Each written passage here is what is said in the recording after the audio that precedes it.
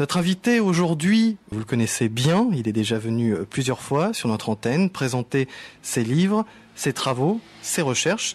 Il est avec nous à nouveau aujourd'hui pour nous présenter son nouveau livre, La Vierge et les extraterrestres, paru aux éditions JMG, sous-titré Ufologie et théologie.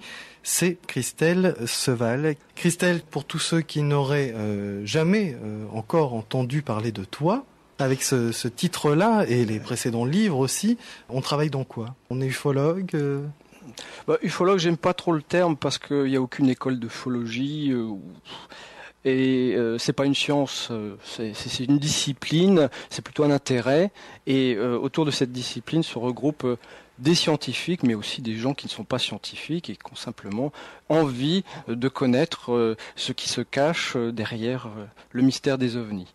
Voilà. Qui suis-je? Eh bien, je dirais qu'aujourd'hui, je suis ingénieur travaillant à l'état-major des armées. Je compte changer de métier, devenir éditeur de livres.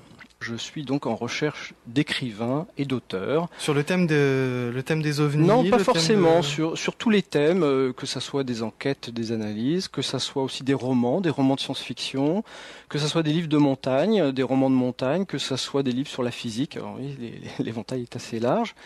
Et j'invite les auditeurs à regarder le site interkeltia.com, donc www.interkeltia.com. D'accord, donc tu changes de métier, tu quittes l'armée et tu te lances dans l'édition. Voilà, j'ai envie de mettre en phase ma raison sociale et ma raison tout court. D'accord.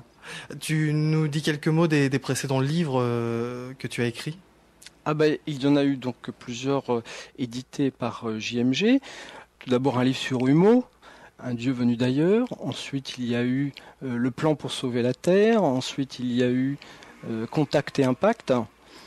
Et puis, dernièrement, il y a eu Les extraterrestres et l'avenir de l'humanité et Les autruches, dans un domaine différent, un domaine de géopolitique, de politique, d'écologie.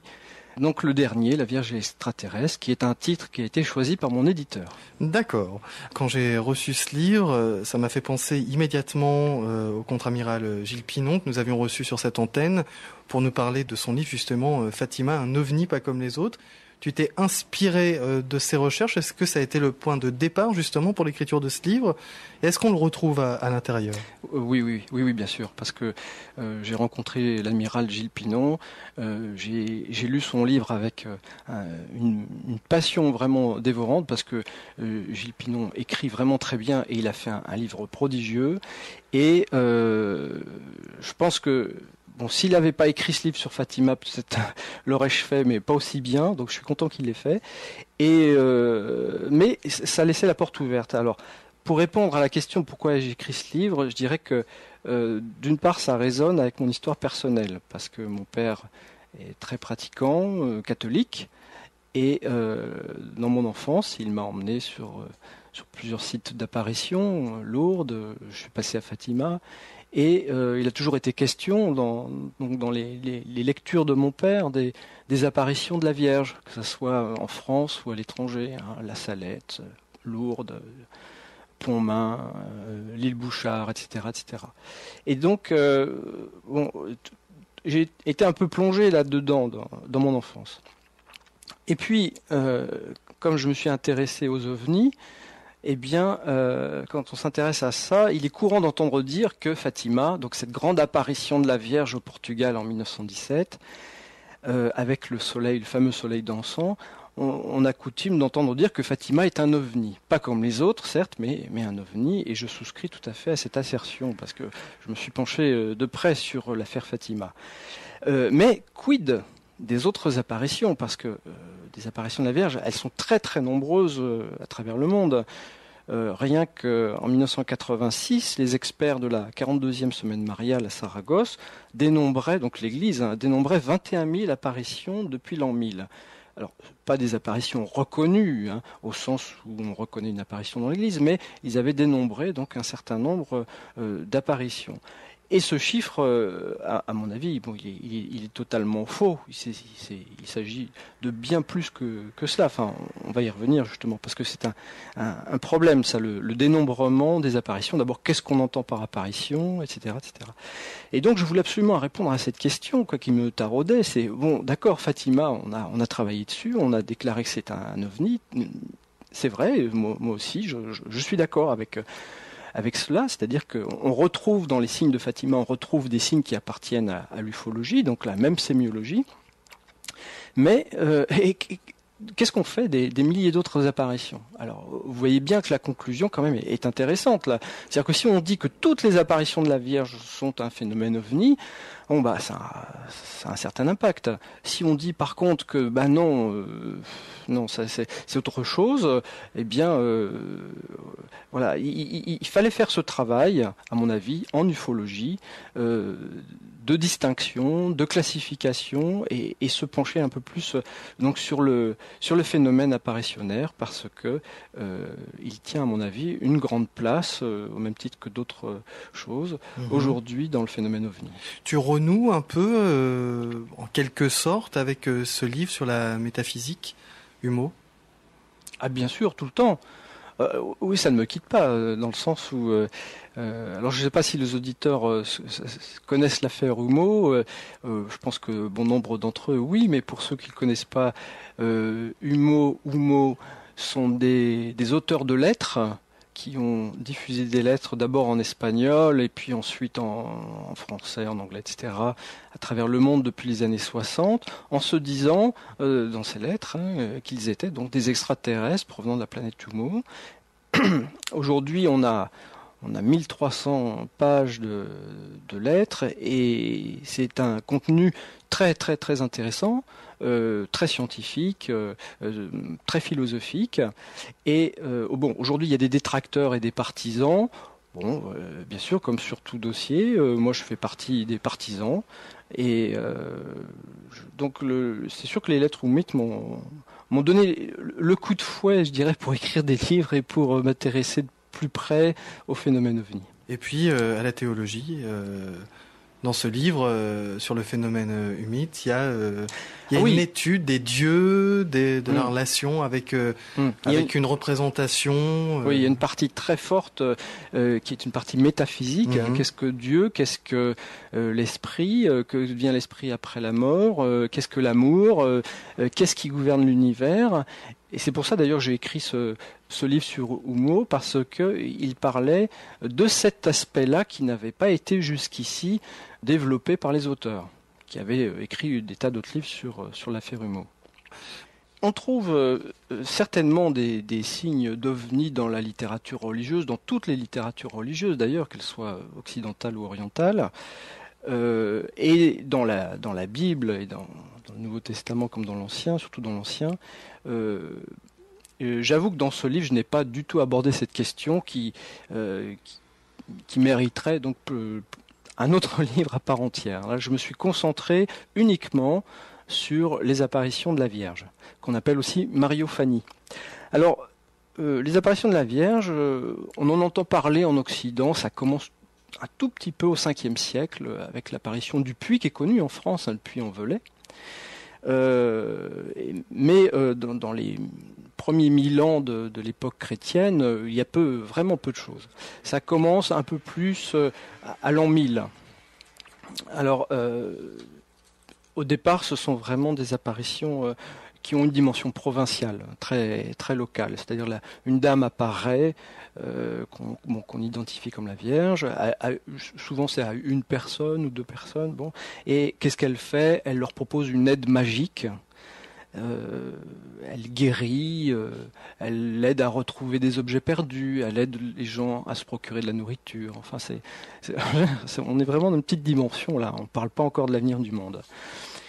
Et il y a une accélération qui est très nette au XIXe siècle. Alors, d'ailleurs, avant Fatima, donc au Portugal, on retrouve dans l'histoire plusieurs apparitions dans la région de Fatima au XVIIe siècle, XVIIIe, etc. Petites apparitions mineures. Donc, XIXe siècle, le phénomène s'accélère. Et XXe siècle, alors là, ça va être vraiment une explosion mariale. XIXe siècle, je me suis penché non pas sur toutes les apparitions, mais sur quelques-unes que j'ai ciblées, parce que bon, on ne peut pas tout investiguer. Et j'ai choisi des apparitions de types différents, et certaines en France, certaines à l'étranger, certaines avec plusieurs voyants, d'autres avec un seul voyant, certaines avec des danses solaires, d'autres non, certaines très, très particulières, certaines reconnues par l'Église, d'autres non, d'autres certainement des supercheries. Je me suis penché notamment sur des apparitions en France au XIXe siècle qui sont célèbres, Lourdes, Pontmain, La Salette. Et je ne les ai pas toutes faites parce qu'il y a aussi la rue du Bac qui était aussi reconnue par l'Église. Hein. Il y en a des tas d'autres en France qui ne sont pas reconnus mais qui ont eu quand même un écho assez important. Donc au XXe siècle, là vraiment, il y a une explosion. Mais vraiment, pour moi, le phénomène le plus important qui permet justement la démarche ufologique, c'est Fatima. Parce que pour moi, c'est Fatima qui légitime ma démarche. Parce que Fatima, ça tient une place vraiment à part, dans le sens où il y a le jour de la danse solaire, parce que les jours précédents, il y avait déjà beaucoup de manifestants, beaucoup de gens qui assistaient et qui ont vu des choses. Mais le jour de la danse solaire, il y a quand même 50 000 personnes, 50 000 témoins voyants de la danse solaire, et y compris donc des incroyants, y compris des sceptiques de tout crin. Et donc le phénomène vraiment est attesté dans l'histoire. On ne peut pas faire mieux. Ce qui est dommage, c'est qu'à l'époque, on ne disposait pas de caméscope, parce que sinon on aurait quelque chose de fantastique. Et tous les chercheurs qui se sont penchés donc sur ce qui s'est passé à Fatima ont bien reconnu des similitudes entre ce soleil dansant et le comportement des ovnis que l'on reconnaît aux ovnis à l'heure actuelle suite aux milliers et milliers d'observations à travers le monde. Donc pour moi, Fatima, c'était l'incontournable, c'est-à-dire à partir du moment où là on a quelque chose de très solide, on a un dossier très solide qui permet de dire oui, cette apparition de la Vierge appartient au phénomène ovni dans le sens où la sémiologie est identique, eh bien après c'est ce qui donne le droit, je dirais, de se pencher sur les autres apparitions et de se poser la même question. Donc pour moi, Fatima, c'était le point de départ. Il fallait légitimer la démarche et partir donc de ce point d'ancrage qui est Fatima. Alors Gilles Pinon a fait un livre absolument remarquable sur la question. Qu'est-ce que j'ai apporté de nouveau par rapport à lui ? Disons, je me suis plus concentré sur les témoignages, sur les observations, que j'ai mis d'ailleurs en similitude, en rapport avec des observations d'OVNI. J'ai pris souvent des exemples de la vague de 54 en France pour trouver des phénomènes un peu identiques. Et ensuite, je me suis penché sur les travaux de deux historiens portugais, Fernandes et d'Almada, qui ont fait un travail remarquable, qui ont écrit 3 livres sur les apparitions de la Vierge, notamment Heavenly Lights. Alors c'est soit en portugais, soit en anglais. Et malheureusement, c'est pas traduit en français. Il y a Heavenly Lights et Celestial Secrets qui parlent beaucoup de Fatima. Et ces historiens ont eu accès donc très récemment à des informations gardées par les jésuites, des informations sur Fatima et des informations nouvelles que Gilles Pinon n'avait pas à l'époque de son livre. Bon, il n'y en a pas énormément, mais ça vaut quand même le coup de regarder ça de plus près. Alors Fatima, je rappelle l'histoire. Donc, tout démarre en 1915. Nous avons 3 jeunes portugais, Lucia, Francisco, Jacinta. Lucia, la plus grande, qui n'a que 8 ans, ce sera elle le voyant principal, parce que les 2 autres enfants vont mourir très jeunes, très tôt après l'apparition. Et alors, nous sommes dans un endroit assez aride du Portugal, à une centaine de kilomètres au nord-est de Lisbonne. Et 1915, on est 5 ans après le renversement du régime monarchique par la République. Et donc l'Église, je dirais, le pouvoir de l'Église est mis à mal au Portugal, puisque c'est un courant socialiste et athée qui a pris les rênes du pouvoir et qui enlève beaucoup de privilèges à l'Église. Et l'Église donc va utiliser cet événement de Fatima pour redorer son blason, si l'on peut dire. Et vous allez voir de quelle façon. Donc, ces 3 jeunes enfants gardent des troupeaux dans une région proche du village de Fatima, donc sur une colline assez aride. Et ça commence en 1915, ils commencent à voir des êtres transparents, donc on appelle ça des anges. Et des anges qui, en 1916, commencent à leur transmettre des messages. Et puis, c'est en 1917 la première apparition de la Vierge. Ça se passe le 13 mai. Sur la colline d'Acova da Iria, et il voit d'abord un éclair lumineux dans le ciel, dépourvu de nuages, et puis une dame qui apparaît, qui flotte au-dessus d'un petit chêne vert, et qui est dans une lumière brillante, qui leur déclare venez, ne craignez rien, je ne vous ferai aucun mal, je viens du ciel. Voilà. Qu'est-ce qu'elle veut? Elle leur dit au départ seulement qu'elle est venue ici pendant 6 mois, qu'elle va venir ici pendant 6 mois consécutifs et qu'elle leur demande de venir à cet endroit sous le chêne. Bon. Elle s'élève et elle disparaît enveloppée de lumière. Alors, ce qui est très intéressant là, et ce qu'ont mis en évidence les historiens portugais, c'est que d'abord Lucia ne dit pas que c'est la Vierge, elle dit que c'est une jolie petite dame. Ensuite, dans les descriptions que vont faire les enfants, on n'a pas du tout la description de la Vierge de Fatima d'aujourd'hui. Quand vous regardez la Vierge officielle de l'Église, elle ressemble tout à fait à la Vierge de Lourdes, mis à part les couleurs de son habit qui sont pas tout à fait les mêmes, mais vous avez la représentation classique d'une Vierge. Or, dans les premières dépositions des enfants, nous avons affaire à une entité qui n'a pas du tout cet aspect-là. C'est une petite dame enveloppée d'une cape blanche qui d'abord porte un médaillon doré avec une chaîne.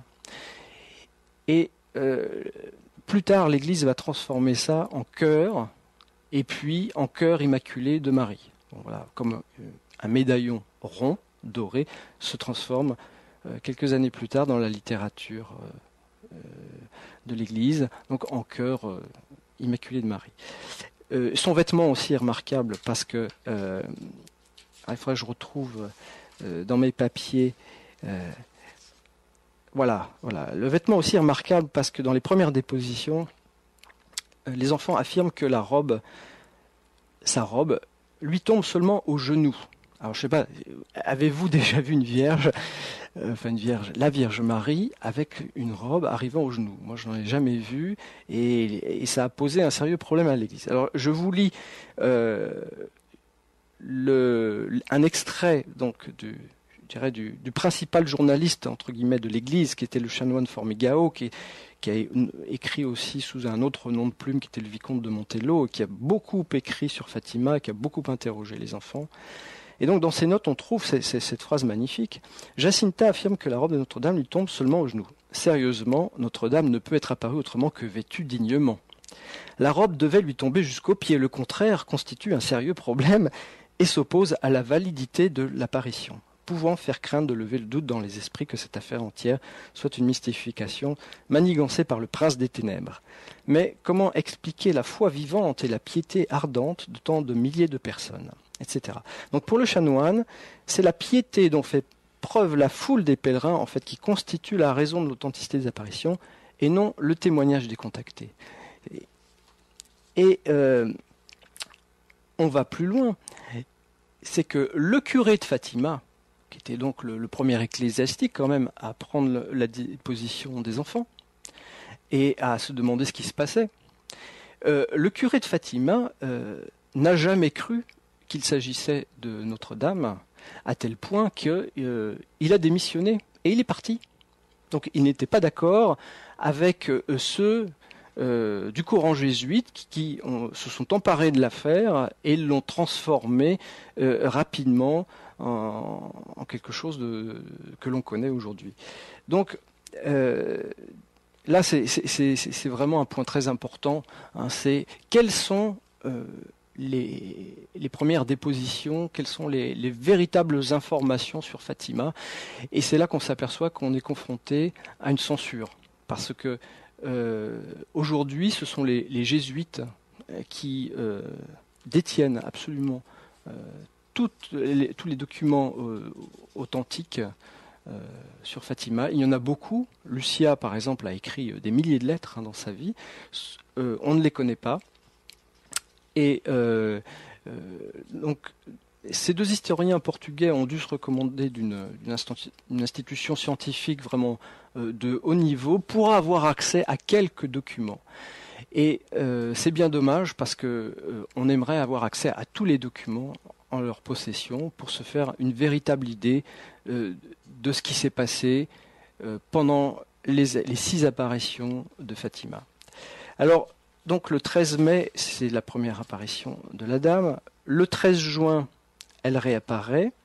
Alors là, déjà, il y a une 50aine de personnes du village. Et ces gens ne voient pas la Vierge, mais ils voient une légère vapeur blanche qui se forme au-dessus des enfants. Un mois plus tard, là, c'est plusieurs milliers de personnes qui suivent les enfants. Et les phénomènes s'amplifient. On sent une diminution de la température, une baisse de la luminosité, des nuages étranges. Et nous assistons à la première pluie de pétales. Alors dans la littérature fatimesque, la pluie de pétales ou la pluie de roses, c'est ce qu'on appelle aussi la pluie de cheveux d'ange, de fils de la Vierge, de fibralvina, etc. C'est ce qu'on appelle en ufologie, donc ces pluies de fils de la Vierge que l'on retrouve très souvent, et j'en reparlerai. Le 13 août 1917, là, le phénomène a pris une proportion vraiment presque nationale, et donc l'administrateur de la région a décidé de séquestrer les voyants et de les soumettre à un interrogatoire. Donc il n'y aura pas d'apparition le 13 août puisque les enfants sont séquestrés, interrogés. Il y a 20 000 pèlerins qui attendent les enfants et qui ils sont consternés de leur absence, mais entendent néanmoins des bruits bizarres, un coup de tonnerre et l'habituelle nuée blanche au-dessus du chêne. Néanmoins, l'apparition va quand même se faire en août, puisque le 19 août, donc, la dame va se présenter aux enfants. Et elle confirme donc qu'il y aura un miracle que tout le monde verra le 13 octobre. Le 13 septembre, là, on dénombre entre 20 et 30 000 personnes et qui peuvent assister dans le ciel à l'évolution d'un globe lumineux, enfin de plusieurs globes lumineux, encore une fois à des pluies de fils de la Vierge. Donc, alors qu'est-ce que c'est que ces fils de la Vierge? Pour les gens qui entendent ça pour la première fois, ce sont des choses blanches qui tombent du ciel, qui se subliment très vite, malheureusement. C'est-à-dire que soit ils disparaissent comme des flocons de neige un peu, avant même de toucher le sol, soit, quand on a un peu de chance, ils restent au sol quelques instants, quelques heures au grand maximum. Et c'est un phénomène dont je reparlerai parce qu'il a été très étudié par un Américain qui s'appelle Brian Boldman. Ah, très bien, donc tu en parleras plus tard. Oui, tout à fait, parce que c'est important. Et puis enfin, on arrive le 13 octobre, le jour du miracle annoncé par la Vierge. Et là, ce jour-là est très attendu. Donc on estime à au moins 50 000 fidèles le nombre de personnes présentes. Donc avec des sceptiques, avec donc des rédacteurs de journaux qui attendent de voir la supercherie parce qu'ils sont persuadés que tout ça c'est des histoires de bonnes femmes. Alors il pleut énormément, la foule a ouvert les parapluies. Et puis c'est l'heure de l'apparition de la Vierge. Alors la foule ne voit pas la Vierge, mais les enfants dialogue un petit peu avec la Vierge, qui se présente pour la première fois comme Notre-Dame du Rosaire, et demande que l'on construise une chapelle. Bon, elle annonce plusieurs choses, que la guerre va prendre fin, qu'il y aura une autre guerre, etc. Bon, on trouvera ça dans le détail un peu après. Mais surtout, à un moment donné, la Vierge indique à Lucia de montrer à la foule le soleil. Donc l'apparition est terminée, Lucia se tourne vers la foule en disant de regarder le soleil. Donc il est midi heure solaire, donc le soleil est à son zénith, il y a quelques nuages, la pluie a cessé, et les nuages se dispersent. Et puis, curieusement, on peut fixer ce soleil sans être ébloui. Donc il a pris une teinte mate, argentée, et tout d'un coup, alors là ça sème la terreur parmi la foule, parce que le soleil se met à trembler, à tourner, il projette des couleurs dans toutes les directions, et il commence à descendre en zigzag, en feuilles mortes, mais assez rapidement. Il se met à descendre au-dessus de la foule. Et alors là, on assiste à des phénomènes extraordinaires. C'est-à-dire que, par exemple, les habits des gens vont devenir secs en quelques secondes. Et ce soleil, bon, c'est vraiment la crainte des Gaulois. Vous savez que le ciel ne tombe sur la tête. Non, ça, c'est vraiment ce qui se passe. Et donc, les gens ont l'impression que ce soleil donc, arrive vraiment au-dessus de leur tête. Et le soleil remonte à sa place par le même mouvement zigzagant. C'est un phénomène qui va durer à peu près 10 minutes. Et qui va être vu d'ailleurs à de nombreux kilomètres, puisque dans le village d'Alburitel, à 13 kilomètres, on a reconnu exactement ce qui s'est passé, on a vu la même chose, et on l'a vu aussi à 30 kilomètres de Fatima. C'est pour ça que ça élimine, je dirais, l'hallucination collective du fait que des gens qui n'étaient pas au courant du tout, qui n'attendaient pas le phénomène, l'ont vu à 30 km de distance. Ça élimine aussi la théorie qui dit que c'est une théorie qu'on entend couramment, qui est même reprise par le professeur Messen, le professeur donc belge de physique, qui est un chrétien convaincu aussi bien qu'un ufologue compétent, mais qui a sur le soleil dansant de Fatima une opinion bien particulière, puisqu'il pense que le soleil de Fatima n'a pas dansé, et c'est que c'était dû seulement à un phénomène visuel. C'est-à-dire que quand l'on regarde le soleil plutôt en face, eh bien, surtout, ça on peut faire l'expérience au soleil couchant. Je recommande aux gens de ne pas faire l'expérience quand le soleil est plus haut dans le ciel. Dans le soleil couchant, vous fixez le soleil et le milieu du soleil va devenir gris. Et vous avez l'impression qu'il va devenir mat, gris, et que le tour flamboie vraiment de couleurs extraordinaires, comme des jets de couleurs. Et si vous tournez les yeux, vous allez voir que la tache grise suit votre regard. Bon. Et Messen, à partir de là, a dit c'est ce qui s'est passé. D'abord, c'est-à-dire qu'on explique tout ça par une empreinte rétinienne. Oui, alors certaines personnes l'expliquent comme ceci, mais moi je suis pas d'accord du tout.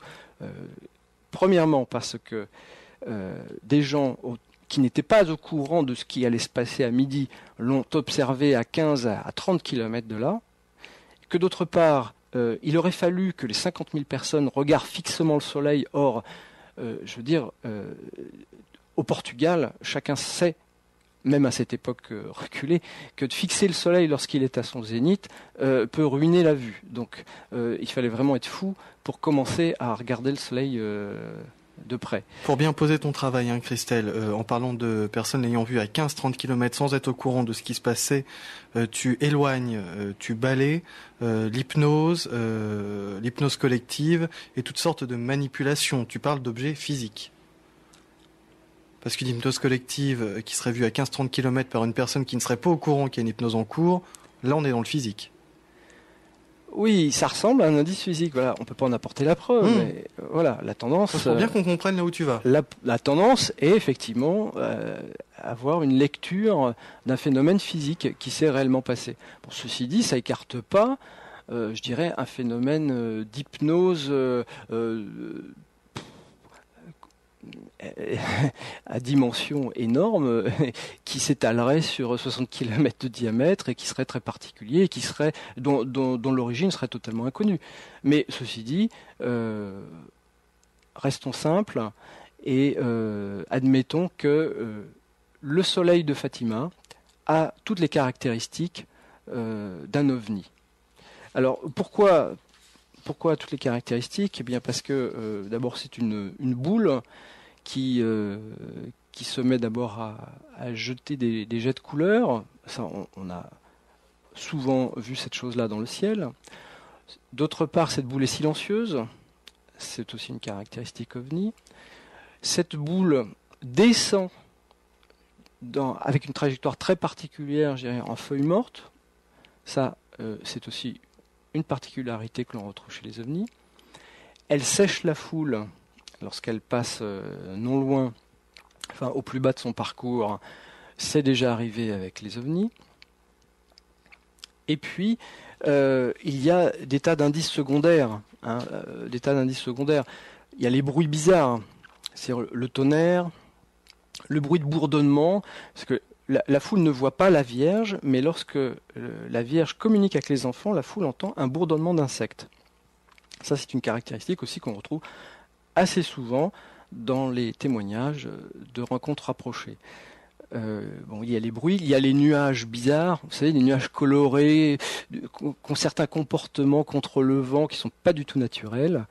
Il y a ensuite tous les globes que l'on voit défiler dans le ciel à plusieurs occasions. Il y a des globes rouges, il y a des globes blancs, il y a des globes qui ne sont pas circulaires, qui sont en forme d'œuf. Enfin, vraiment, on voit toutes sortes de choses dans le ciel. Quoi d'autre ? Ça me reviendra, mais il y a beaucoup de choses. Très intéressant, c'est aussi ce qui se passe dans ce soleil dansant, dans cette boule qui tombe sur la foule. C'est que les gens ont vu, il n'y a pas seulement les voyants, mais tous les gens ont vu des occupants. Alors, ils ont vu Saint Joseph, ils ont vu la Vierge Marie, ils ont vu Dieu, ils ont vu plusieurs personnes en tout cas, plusieurs personnes à figure masculine, plusieurs personnes à figure féminine, habillées d'écarlate. Et alors, ce qui est intéressant lorsqu'on creuse les témoignages, c'est qu'on trouve des gens qui ont dit qu'ils ont vu des personnages, sans les qualifier, sans dire c'est Saint Joseph ou c'est Dieu le Père. Et d'autres qui avaient des paires de jumelles ont regardé donc cette boule et ont vu qu'il y avait un objet rectangulaire à côté du soleil, à côté de cette boule, ce pseudo-soleil. Et ça, c'est quand même fort. Donc, plusieurs personnes ont vu qu'à travers une jumelle, on voyait d'autres choses, des choses plus pointues, et notamment un objet rectangulaire à proximité de cette boule. Alors, juste deux choses dans ce que tu es en train de nous dire sur ce cas de Fatima. Tout d'abord, des jumelles. Quel type de jumelles pour l'époque quel type de personnes étaient là, parce que c'est à voir aussi quel type d'agrandissement on peut avoir, et surtout pas si proche que ça du soleil, ce rectangle, parce que visuellement avec des jumelles, être trop près du soleil, ça fait mal tout de suite aux yeux. Oui, mais là justement, personne ne pouvait avoir la rétine brûlée, puisque tout le monde pouvait regarder le soleil fixement, c'est bien là où je qui avait pris donc une teinte mate, et qui chatoyait de couleurs à sa périphérie, qui envoyait des gerbes de couleurs. Quelquefois, ces couleurs allaient jusque dans la lande de Fatima et transformaient, comme en damier de couleurs différentes, la prairie, les arbres, les rochers, etc. Donc c'était quelque chose de jamais vu. Les voyants n'ont jamais dit avoir vu l'entité sourire, paraître triste, regarder la foule, entamer un signe de croix, pratiquer le rosaire. Sa bouche demeurait totalement immobile et seules ses mains bougeaient légèrement.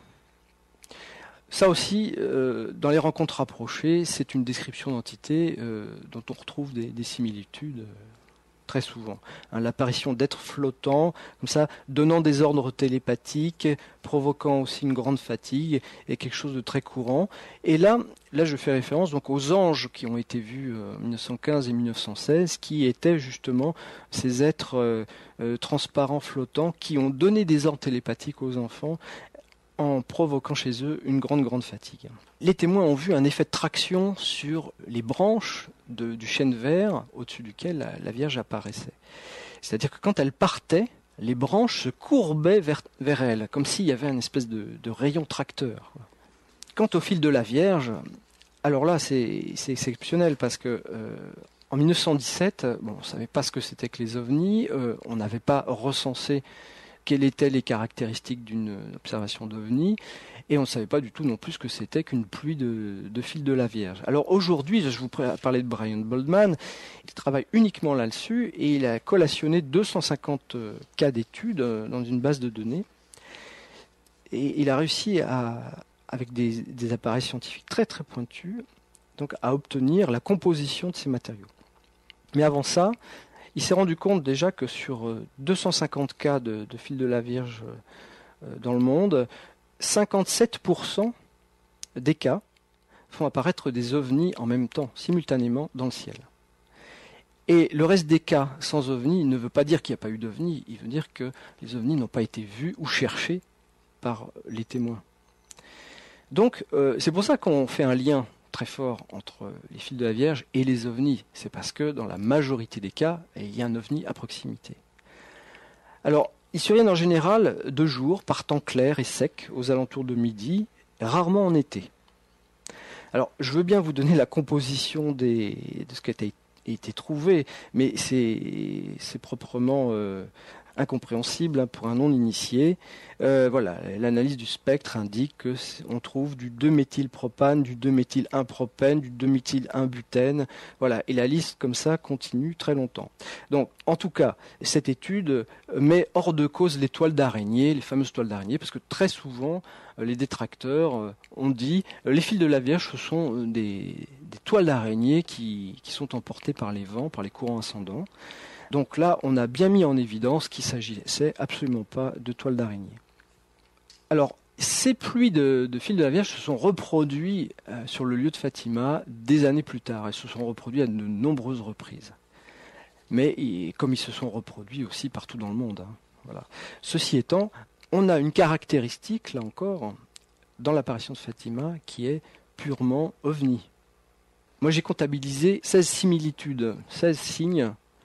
Dans tout le déroulement de Fatima, il y a 16 similitudes avec ce qu'on voit aujourd'hui dans le phénomène ovni. Donc, une chose est certaine, en tout cas, c'est qu'on peut dire avec certitude que ce qui s'est passé à Fatima, on peut le classer dans le phénomène ovni. Ensuite, c'est une autre chose de dire que ce sont des extraterrestres qui sont apparus, parce que là c'est un autre débat. Ce que je veux dire, c'est que les signaux sont les mêmes entre le phénomène ovni et l'apparition du soleil dansant et aussi les apparitions des entités à Fatima. Vous êtes à l'écoute de Radio Ici et Maintenant, 95.2. Christelle Seval est notre invitée aujourd'hui dans La Vague d'OVNI. Il nous présente son nouveau livre qui est paru en octobre 2007 chez JMG, La Vierge et les extraterrestres, ufologie et théologie. Et c'est donc Christelle Seval qui est avec nous. Christelle ? Alors, une dernière anomalie dans Fatima, c'est presque un scoop, dans le sens où c'est une information qu'on a peu vue, c'est qu'il était paru dans 2 journaux portugais avant la première apparition de la Vierge, le 13 mai. Il était apparu 2 articles qui annonçaient cette apparition. Alors comment se fait-il ? Eh bien, on trouve dans le Diario de Noticias de Lisbonne, dans l'édition du 10 mars 1917, donc un article produit par un groupe spirit de Lisbonne, auquel appartenait le médium Carlos Calderón, qui avait reçu un message par le biais de l'écriture automatique. Et un message totalement à l'envers, c'est-à-dire écrit de droite à gauche, et en plus il était lisible que placé face à un miroir. Et le message était très clair. Et il annonçait cette apparition du 13 mai. Le jour du 13 mai sera un grand jour de joie pour les belles âmes du monde, etc. Et un autre groupe spirit, qui était lui basé sur Porto, avait fait la même découverte, avait reçu un message, et l'avait fait paraître dans un journal de Porto, avant le 13 mai 1917. Alors ça, c'est quand même exceptionnel, parce que le dogme catholique, il faut le rappeler, jette l'opprobre sur les activités médiumniques et spirites. Et donc là, on est déjà en dehors, je dirais, du droit canon de l'Église. Et bon, c'est quand même extraordinaire. Vous en tirez les conclusions que vous voudrez, mais c'est quand même un fait qui mérite d'être porté à l'attention du public. Alors, une fois qu'on a dit tout ça sur Fatima, je pense que on est en droit de se poser les mêmes questions pour les autres apparitions. Alors, si l'on traite des apparitions dans l'ordre chronologique, c'est ce que j'ai fait, donc j'ai choisi quelques apparitions, de la plus ancienne à la plus récente. Eh bien, j'ai commencé par une apparition qui me tient à cœur, qui est celle de la Guadalupe au Mexique, en 1531. Et vous allez comprendre pourquoi cette apparition est très importante pour moi. Alors, on se trouve au tout début de la colonisation espagnole.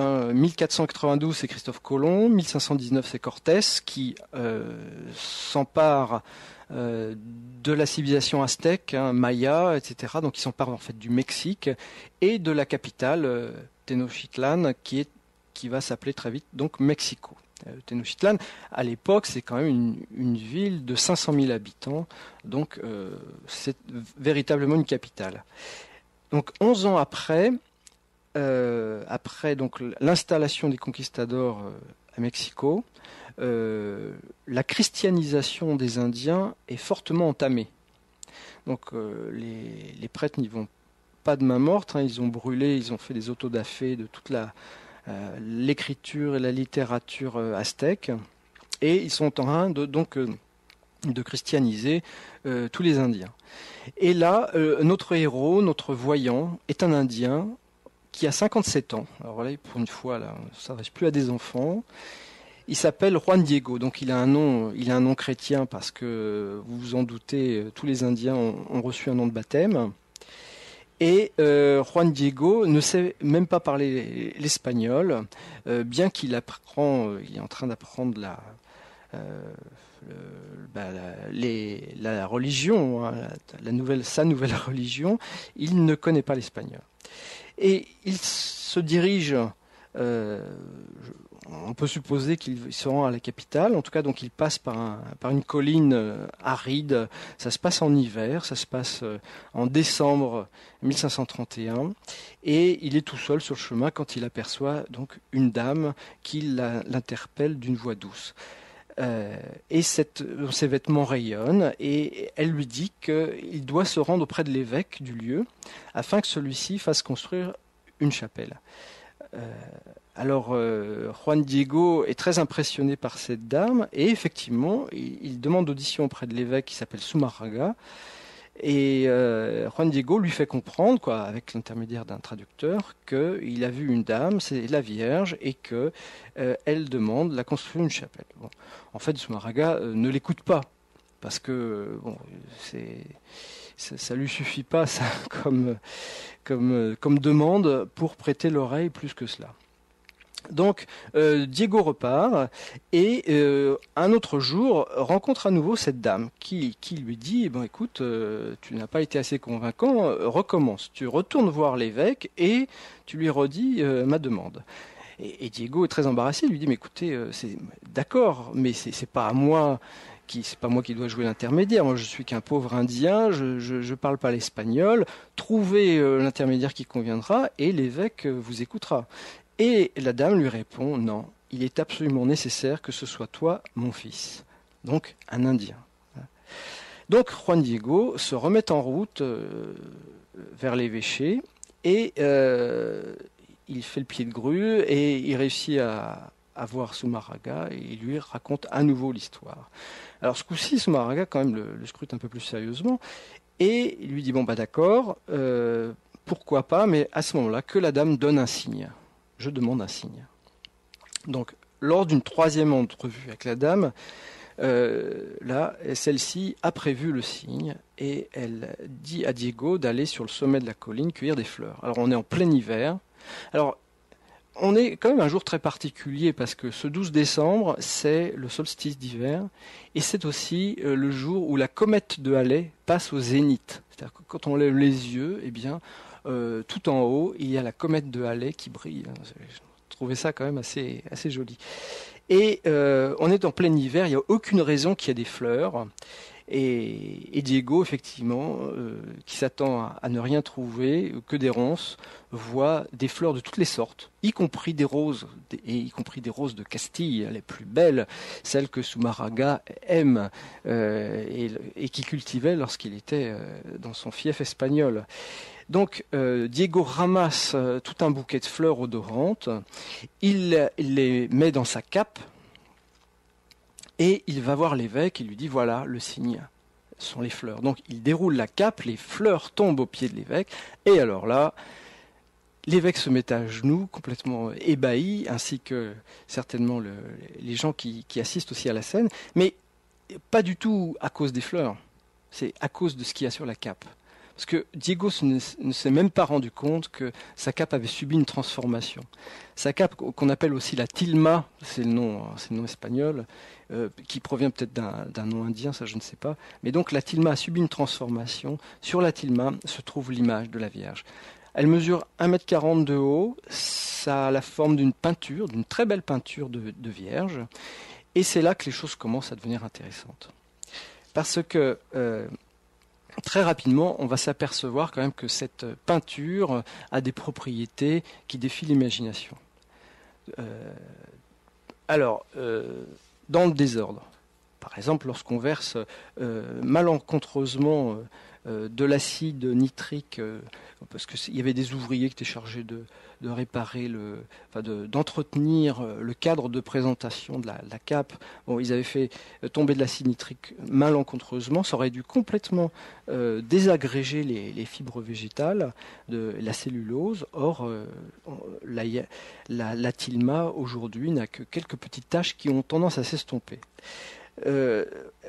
Parce que voilà, donc là, on est au plein cœur du mystère, c'est la conservation de cette cape à travers les âges. Parce qu'une cape qui était tissée en agave, c'est-à-dire une espèce de lin,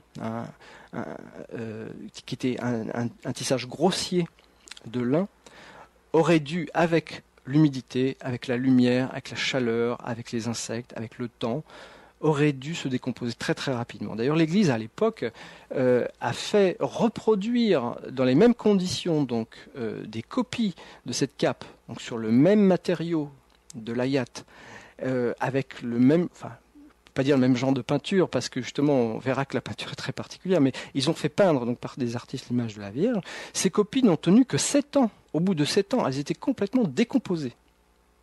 Alors que la cape existe toujours aujourd'hui. Elle est en exposition donc dans l'église de la Guadalupe au Mexique. Et elle attire, c'est un pèlerinage, c'est le plus grand pèlerinage catholique du monde, qui attire 30 millions de fidèles chaque année. Et qui défile donc en tapis roulant, c'est très bien décrit dans un roman de Didier Van Covelort qui s'appelle L'Apparition, qui est aussi très bien étudié dans un livre du Père Brune, qui a étudié donc les apparitions de la Vierge du Mexique. Et bien donc aujourd'hui, on peut admirer cette cape dans l'église de la Guadalupe. Donc on a déjà un problème de taille, c'est comment cette cape est parvenue jusqu'à nous sans se décomposer. Ensuite, ça va beaucoup plus loin. Quand il y a des scientifiques qui se penchent sur la pigmentation, sur la peinture, tout d'abord, on trouve qu'il n'y a pas de fond de colle, il n'y a pas d'après. Vous savez, quand on fait un tableau, normalement, sur un tissu grossier, on met un revêtement, une espèce de pâte, de colle, pour qu'ensuite la peinture tienne dessus et ne soit pas absorbée par les fibres. Or là, il n'y a pas justement cet après, et lorsqu'on retourne la cape, on voit l'image de la Vierge de l'autre côté aussi, presque en transparence. Ensuite, il n'y a lorsqu'on examine de plus près, on n'observe pas de coups de pinceau. On n'observe pas de craquelure. Vous vous rendez compte, un tableau qui a plus de 4 siècles, aucune craquelure visible. Mais c'est pas fini. C'est quand on étudie la pigmentation qui a été utilisée, la pigmentation des colorants, eh bien, alors là, ça a été étudié plusieurs fois, mais récemment par des scientifiques de la NASA, ils n'ont pas trouvé de traces de colorant d'aucun type, ni végétal, ni animal, ni minéral. Et ils sont arrivés à la conclusion que cette cape, ce dessin, enfin cette peinture, était en fait pas le fruit d'une coloration, mais le fruit d'un sculptage moléculaire. Vous savez, on retrouve ça chez certains insectes comme certains papillons par exemple qui ont des couleurs magnifiques, mais en fait leurs ailes ne sont pas recouvertes de pigments colorés. Leurs ailes simplement, par leur relief, diffractent la lumière. Et c'est simplement cet effet de diffraction de la lumière qui donne ces couleurs absolument phénoménales. Donc ces scientifiques en arrivent à cette conclusion. Et du fait aussi que lorsqu'on se recule, les couleurs de la Vierge changent. Elle acquiert une peau plus olivâtre, plus indienne. C'est marrant, ça. Plus on se rapproche de la Vierge, plus elle est européenne, et plus on s'en recule, et plus elle devient indienne. C'est très bien. Alors aussi, le nom Guadalupe, là aussi, c'est quelque chose d'important. Pourquoi Guadalupe? Alors Guadalupe, ça faisait référence... parce que c'est la Vierge qui se nomme comme ça, hein, qui lors de la dernière apparition à Juan Diego, lui dit « Je suis Notre-Dame de Guadalupe ». Alors là, elle fait référence, Diego ne le sait pas, hein, à une ancienne apparition de la Vierge en Espagne, en 1368. Alors là, il y a une petite histoire.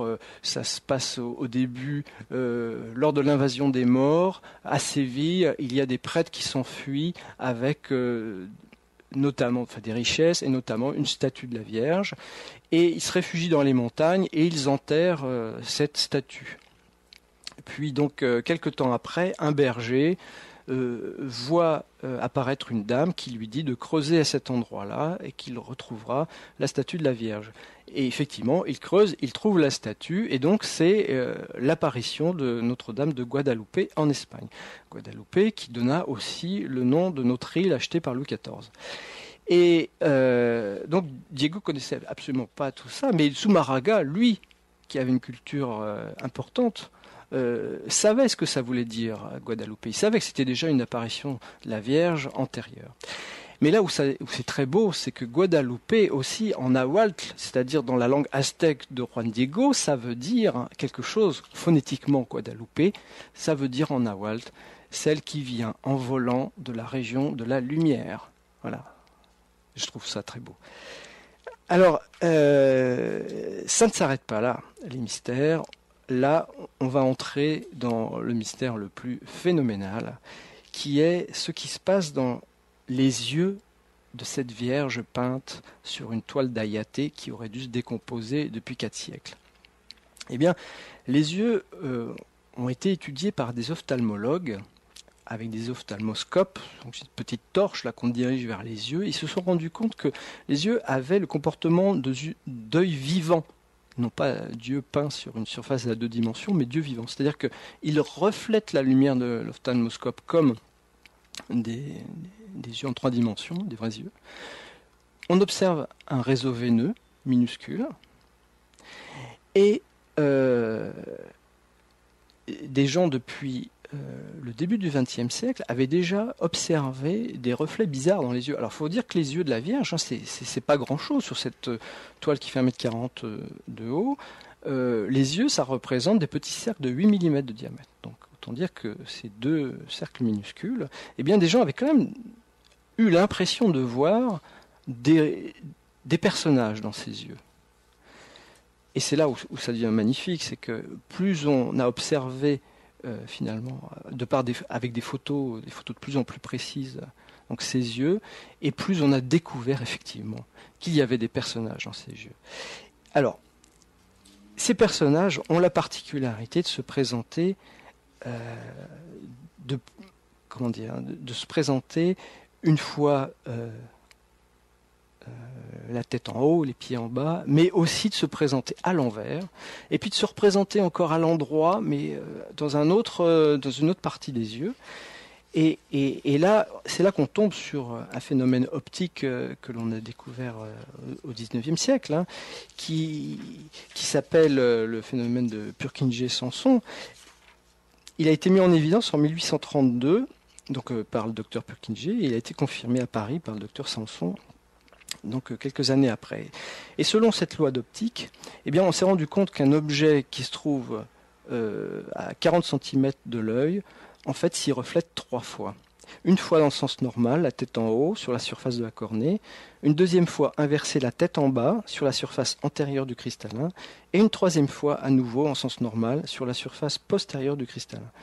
Les 3 images correspondent à des tailles différentes bien précises. Pour les observer, il faut diriger vers l'œil un faisceau très étroit de lumière intense à courte distance. Et quand on imprime au faisceau de lumière de petits mouvements, on observe plus facilement ces images. Alors celles qui sont en sens normal se déplacent dans le même sens que le faisceau, et celles qui se présentent inversées se déplacent dans le sens inverse du faisceau.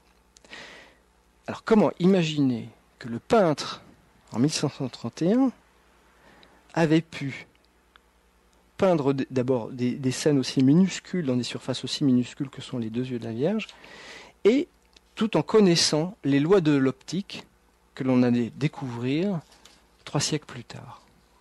Je voudrais qu'on m'explique. Et on a découvert beaucoup de personnages dans ses yeux. En fait, on s'aperçoit que ses yeux ont été comme un appareil photographique qui a pris une photo instantanée au moment où Juan Diego déroule sa cape de fleurs. Et il y a des tas de personnages dans ses yeux. Il y a certainement, alors parce qu'évidemment il n'y a pas le nom dessus, mais on suppose, vu la position des personnages, leur configuration, on suppose qu'il y a Juan Diego, donc qui déplie sa cape. On suppose qu'il y a l'évêque Zumarraga, mais on trouve aussi sa bonne, et on trouve aussi des personnes qui sont présentes et qui regardent cette scène.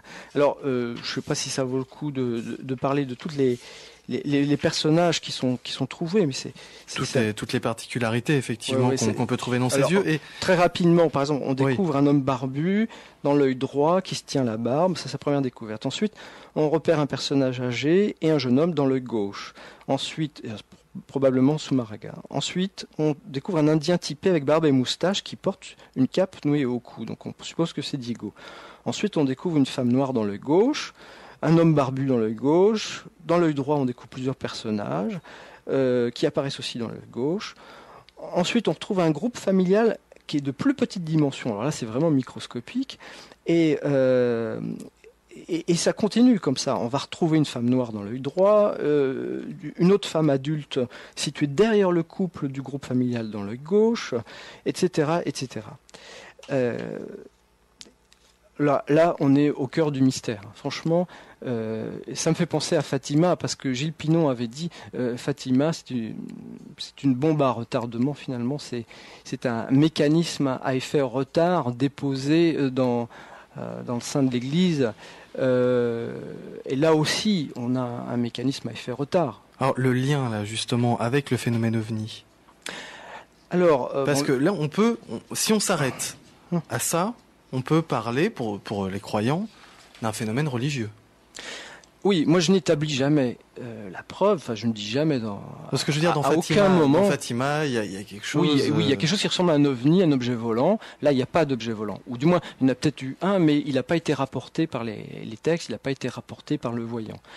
Ceci étant, moi, à aucun moment, je ne dis Marie n'existe pas, Marie est une extraterrestre. Ça, je me permettrai pas de le dire. J'imagine bien. Et c'est pour ça que je laisse de toute façon aux croyants cette latitude d'avoir les convictions qu'ils souhaitent. Mais si tu t'es intéressé à ce cas-là, c'est qu'il y a... Mais oui, parce que ce que je remarque quand même, c'est que là, cette cape, pour moi, c'est un indice technologique. J'aimerais bien aujourd'hui que les scientifiques aient à nouveau accès à cette cape, parce que malheureusement l'Église en interdit l'accès. C'est vraiment dommage.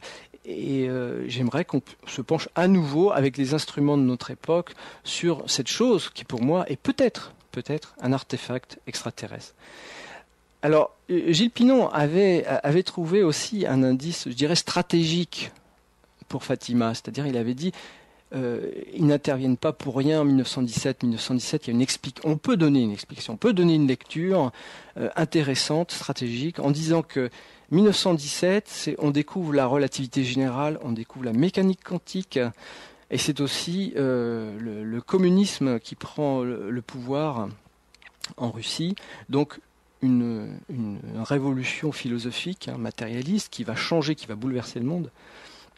Donc on est vraiment à une époque charnière, et on peut penser que des stratèges extraterrestres ayant envie de prendre contact avec l'humanité choisissent ce moment-là pour débuter un processus de contact avec nous, parce qu'ils estiment que nous avons franchi un pas qui va nous permettre de connaître mieux les lois de l'univers en très peu de temps. Et c'est vrai que 30 ans plus tard, on avait la bombe atomique. Donc, je veux dire, on avait là toutes les équations, on avait trouvé toute la théorie qui allait permettre toute l'ingénierie du XXe siècle. Alors pour cette apparition-là, et non pas Fatima, quel est l'événement historique qui justifie cette apparition, et pourquoi, une fois de plus, faire appel aux religions des hommes? Alors Gilles Pinon donc interprète Fatima comme l'entame d'un processus de contact. Alors il y a des auditeurs qui vont dire « Ah oui, mais comment ça, un contact en 1917 et puis plus rien après, ou qu'est-ce qui se passe ?» Bon, je suis persuadé, comme Gilles Pinon d'ailleurs, que ce processus de contact ne peut pas s'effectuer en une fois brutale et limitée dans le temps, que c'est quelque chose qui s'étale sur le temps pour amortir le choc, parce que justement c'est un choc conceptuel énorme qui risque de ruiner et d'effondrer notre civilisation. Donc je pense comme lui que ce processus de contact, c'est quelque chose qui doit s'étaler sur un siècle, voire plus. Et que, effectivement, il se peut que Fatima soit l'ouverture du contact officiel avec d'autres entités et nous. Eh bien, j'ai essayé d'interpréter aussi cela avec cette vision stratégique en regardant Guadeloupe de plus près, en me disant, mais pourquoi est-ce que... en me mettant à la place d'un stratège extraterrestre, on fait souvent ça dans l'armée, c'est-à-dire que pour affronter l'ennemi, eh bien on se met à sa place et on essaie d'imaginer ce qui va nous faire pour organiser nos défenses et organiser des ripostes. Donc, si on se mettait à la place de stratèges extraterrestres, étant en regardant de près notre petite planète bleue, mais bien avant un processus de contact. Pourquoi prendre contact avec nous en 1531 ? Pour quelle raison ? Moi, j'ai trouvé quelque chose quand même d'important, d'intéressant. C'est que cette découverte du Nouveau Monde, quand même, ça va conditionner, ça va révolutionner notre manière de voir les choses, ça va conditionner notre futur.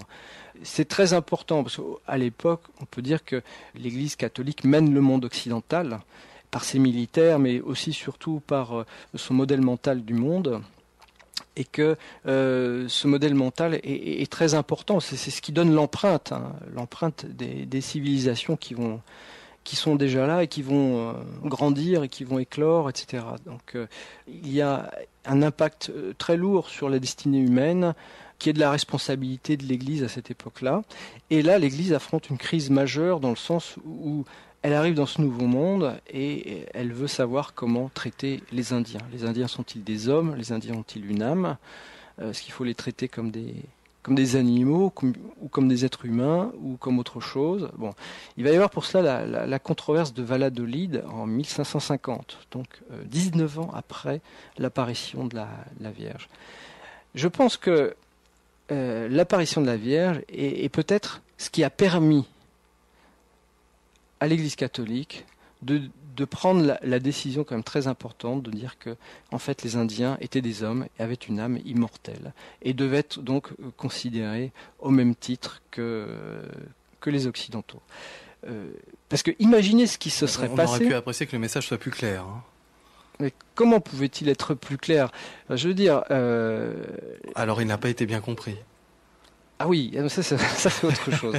Mais en tout cas, déjà quand on voit comment il a été compris, c'est-à-dire assez mal finalement, parce qu'il y a eu quand même un génocide aztèque, hein, ils étaient 25 millions à l'époque de la conquête, ils étaient 1 million un siècle plus tard, décimés pas seulement par les maladies, mais aussi par l'esclavage, parce que on s'en servait comme esclaves dans les mines, décimés aussi parce qu'ils faisaient la grève des bébés, la grève de la natalité, parce qu'ils étaient tellement dépossédés de leur futur, ces gens-là, qu'ils avaient décidé que ça valait pas le coup de vivre. Donc heureusement qu'on leur avait donné une âme, parce que imaginez qu'on leur aurait dénié cette âme, parce qu'il faut voir que derrière la colonisation aztèque, c'était aussi toute la colonisation de l'Amérique du Sud qui s'en suivait. Hein. Il y a tout de suite par derrière, c'était le Pérou, etc. Je pense que si on avait dit que c'était des animaux, alors là, ça aurait été bien pire, et l'humanité aurait peut-être pris un tournant très négatif. Qui aurait été très dommageable pour son avenir moral. Enfin bon, moi, c'est une lecture, hein, on peut en penser ce que l'on veut, mais à mon avis, c'était une époque charnière très importante où peut-être que des pilotes discrets, je dirais, de l'humanité se sont manifestés pour dire, hop, attention, là, garde-fou, voilà. C'est un contact entre deux civilisations très différentes. Il est important de réussir ce contact, comme peut-être il sera important plus tard de réussir le contact entre nous et des entités d'outre-espace. Vous écoutez Radio Ici et Maintenant, 95.2, l'émission La Vague d'OVNI. Notre invitée est aujourd'hui Christelle Seval. Christelle ? Alors, la Salette, apparition importante, reconnue par l'Église en France en 1846. Donc c'est un petit village dans le sud des Alpes. C'est une apparition importante parce que là, il va y avoir un message très long, très, très structuré, qui va heurter l'Église, parce que ce qui est très étonnant là, dans cette chose-là, c'est que l'Église reconnaît l'apparition de la Vierge à deux enfants à la Salette, mais ne reconnaît pas le message que la Vierge a transmis aux enfants. C'est quand même très fort. Donc, Mélanie Calva, 14 ans, Maximin Giraud, à 11 ans, sont deux bergers illettrés, quasiment sans famille. Enfin, ils sont de la famille, mais n'habitent pas chez leurs parents. Et ils ne connaissent que le patois.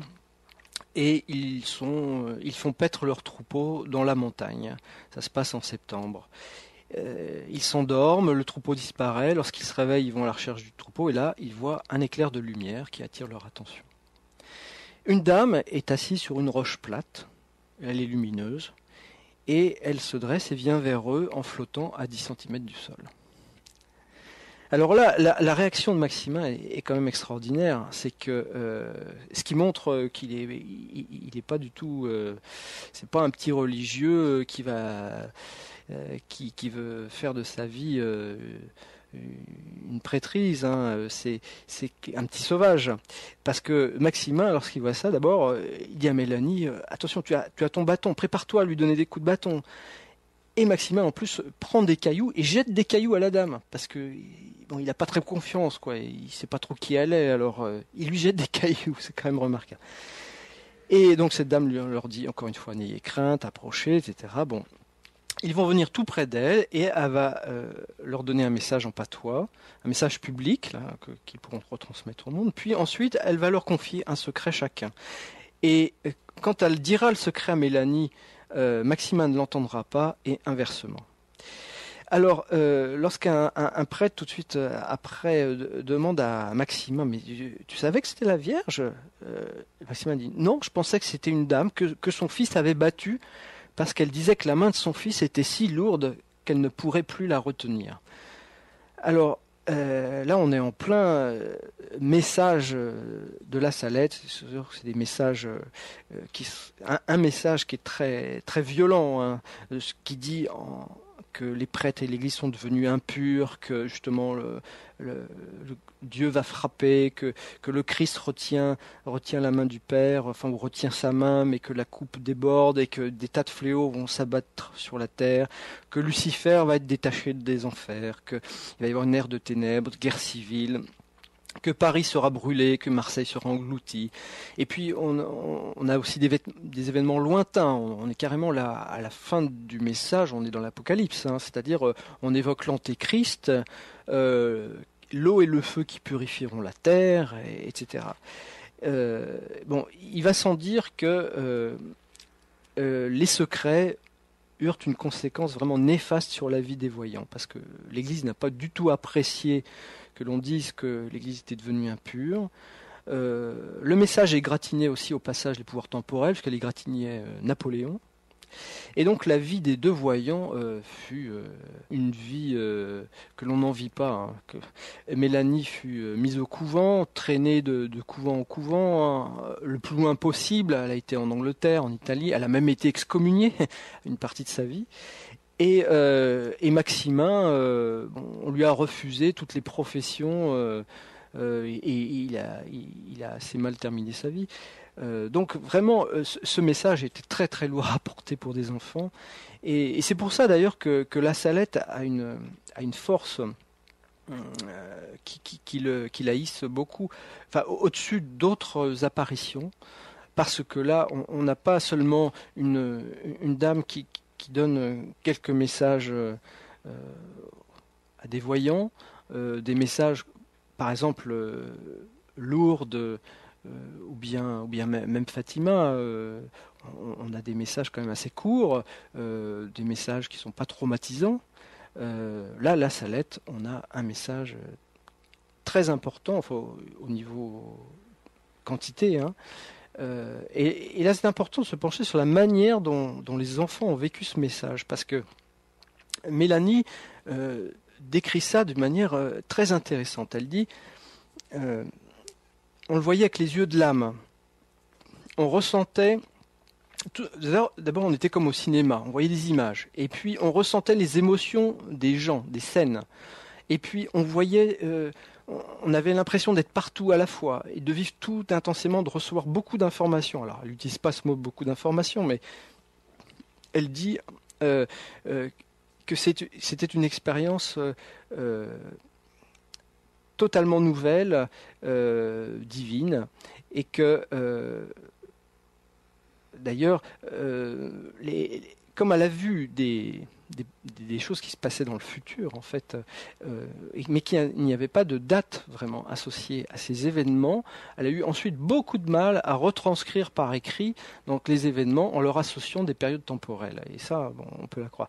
Et ce qui est intéressant, là, c'est qu'on retrouve exactement ce mode de communication dans des rencontres rapprochées. Je prends un témoignage qu'on retrouve dans le livre de Stéphane Alix sur les extraterrestres, l'enquête, le témoignage de Karine, qui a été approchée et peut-être abductée et enlevée par des extraterrestres, et qui dit « Vous recevez des images dans le cerveau, vous avez cette communication qui s'établit à une vitesse inimaginable.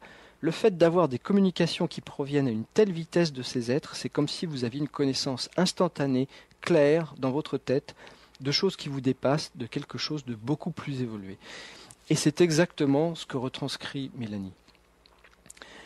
Alors, il y a eu plusieurs rédactions de ces secrets, 8 au total, et la première rédaction s'est faite déjà 5 ans, je crois, après l'apparition.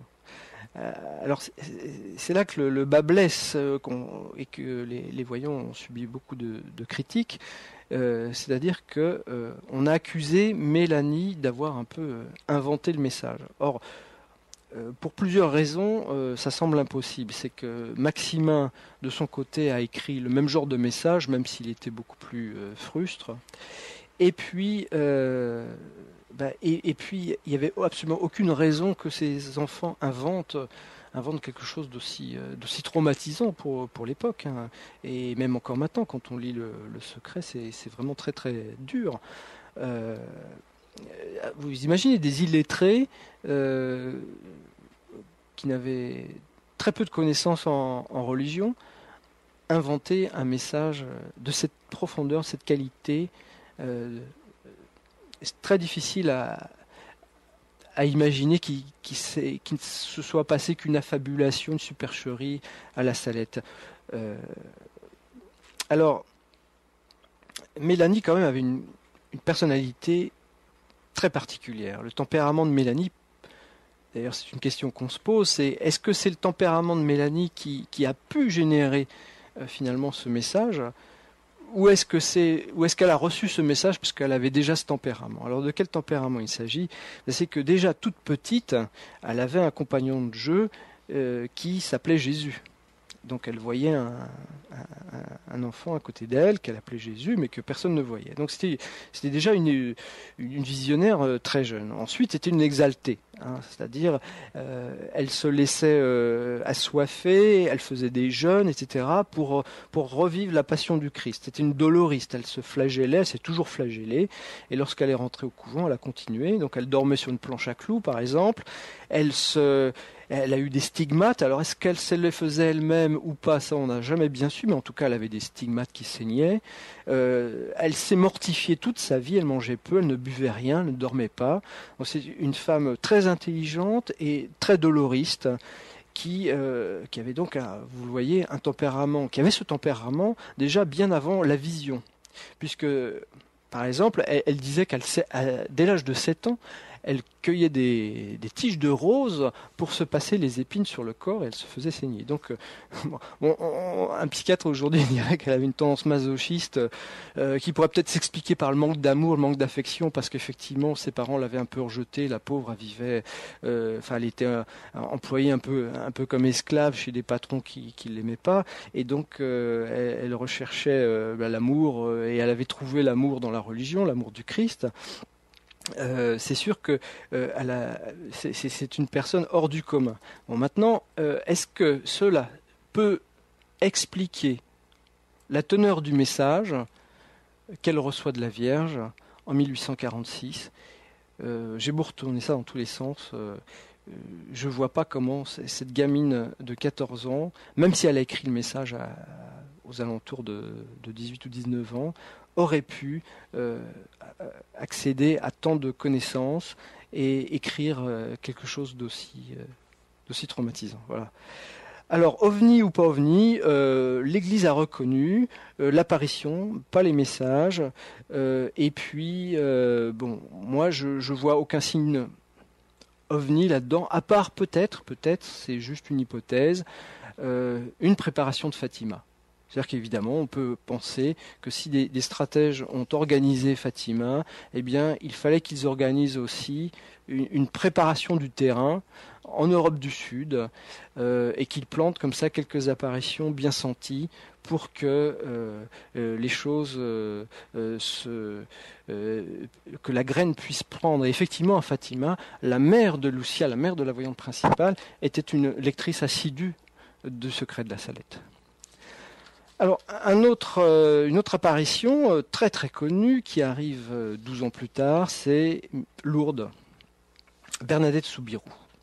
Elle a 14 ans, elle est de faible constitution, ça se passe en hiver, ses parents sont très pauvres, elle va chercher du bois avec une copine et son jeune frère, et elle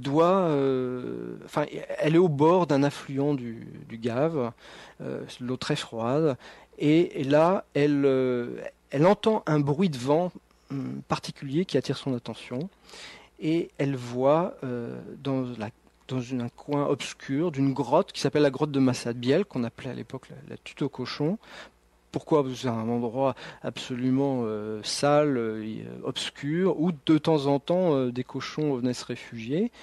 Et elle aperçoit à cet endroit-là, donc d'un nuage doré apparaît une forme de dame lumineuse qui l'appelle. Et donc Bernadette va traverser l'affluent du Gave et venir au pied de cette dame. Alors, ce qui est intéressant là,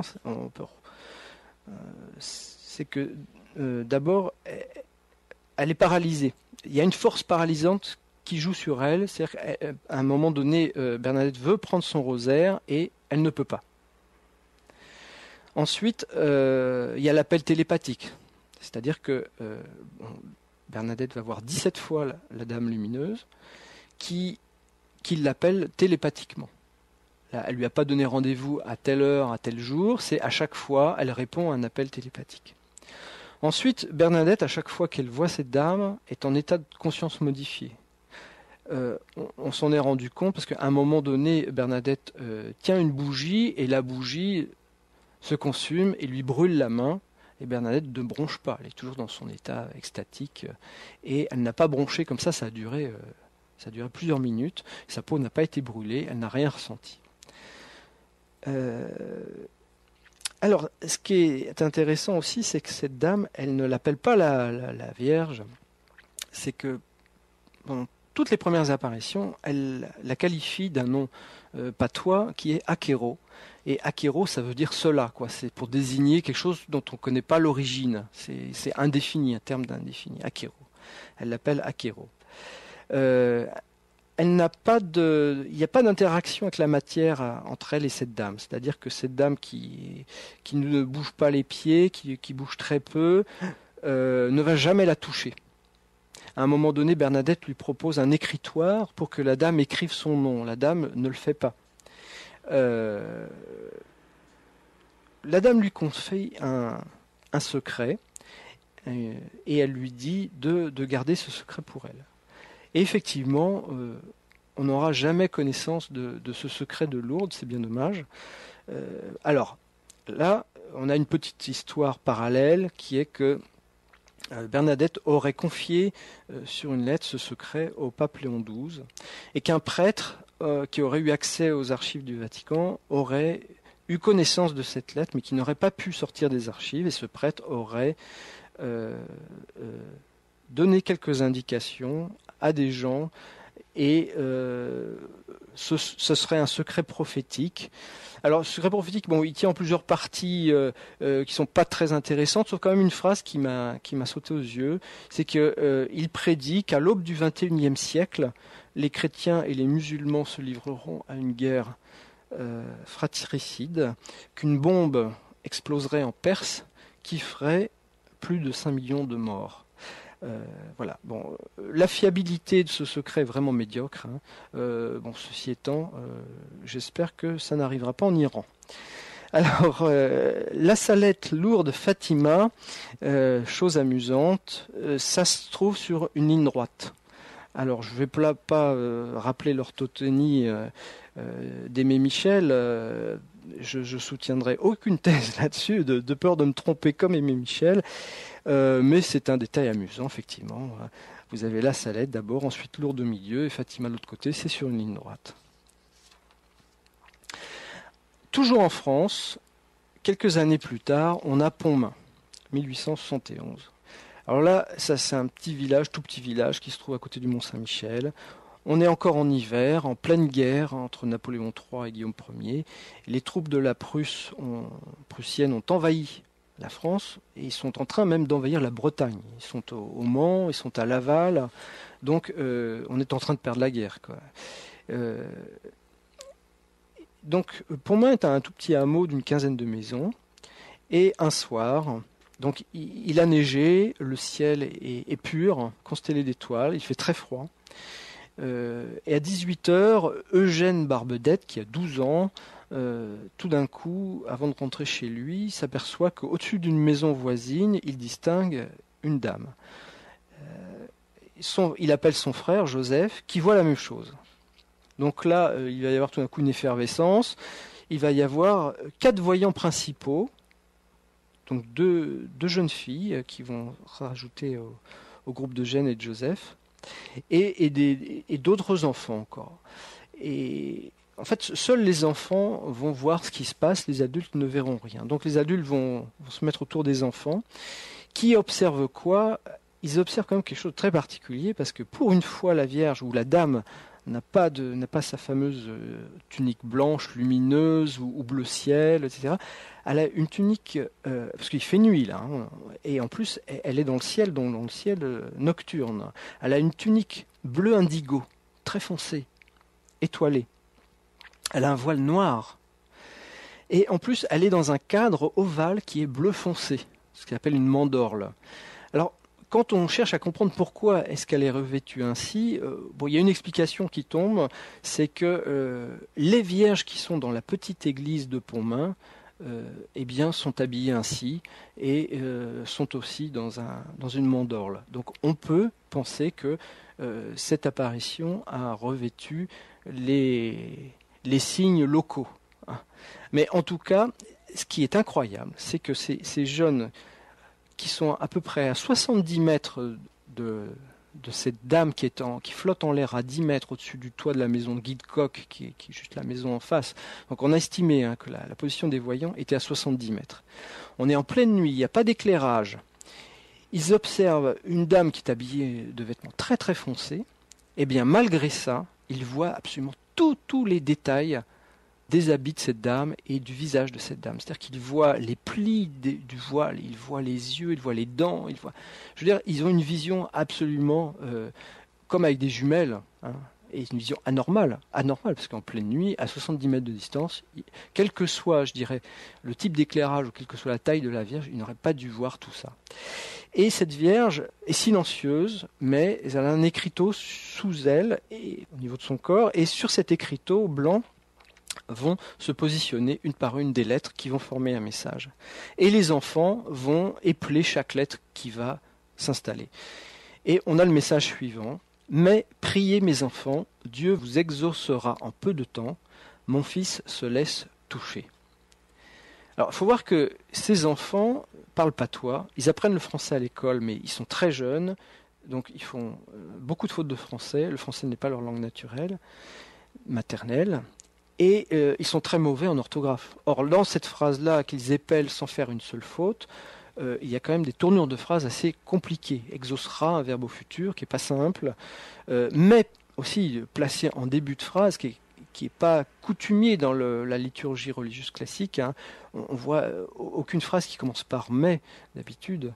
Et mon fils aussi se laisse toucher. Bon, je ne pense pas que des enfants d'une dizaine d'années puissent inventer, dans la condition de leur culture de l'époque, puissent inventer un tel message. En tout cas, on peut imaginer que Dieu vous exaucera, ça veut dire à l'adresse des villageois et plus généralement des Bretons et des Français de cette époque-là, que la guerre s'arrêtera. Et effectivement, c'est ce qui va se passer.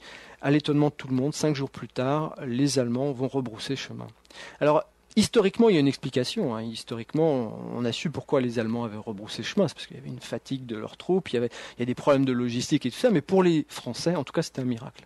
Parce que les Français se voyaient perdus, voyaient le rouleau compresseur prussien leur arriver dessus. Donc pour les Français, c'est véritablement un miracle. Alors, une fois de plus, on peut se permettre de rester uniquement dans le fait religieux pour les croyants. Qu'est-ce qui, toi, t'a amené dans ce livre concernant la Vierge, les apparitions mariales, les extraterrestres, à relater ce cas ? Parce que on est obligé, à partir du moment où on veut avoir une opinion sur l'ensemble du fait apparitionnaire, on est bien obligé de s'intéresser quand même aux cas du moins les plus importants. Ça en fait partie. Je veux dire, en 1917, il n'y a que 11 cas qui sont reconnus par l'Église, dont Pontmain, Lourdes, La Salette. Et La Salette, en plus, on va en retrouver la trace après, comme vous le verrez, dans des tas d'apparitions ultérieures.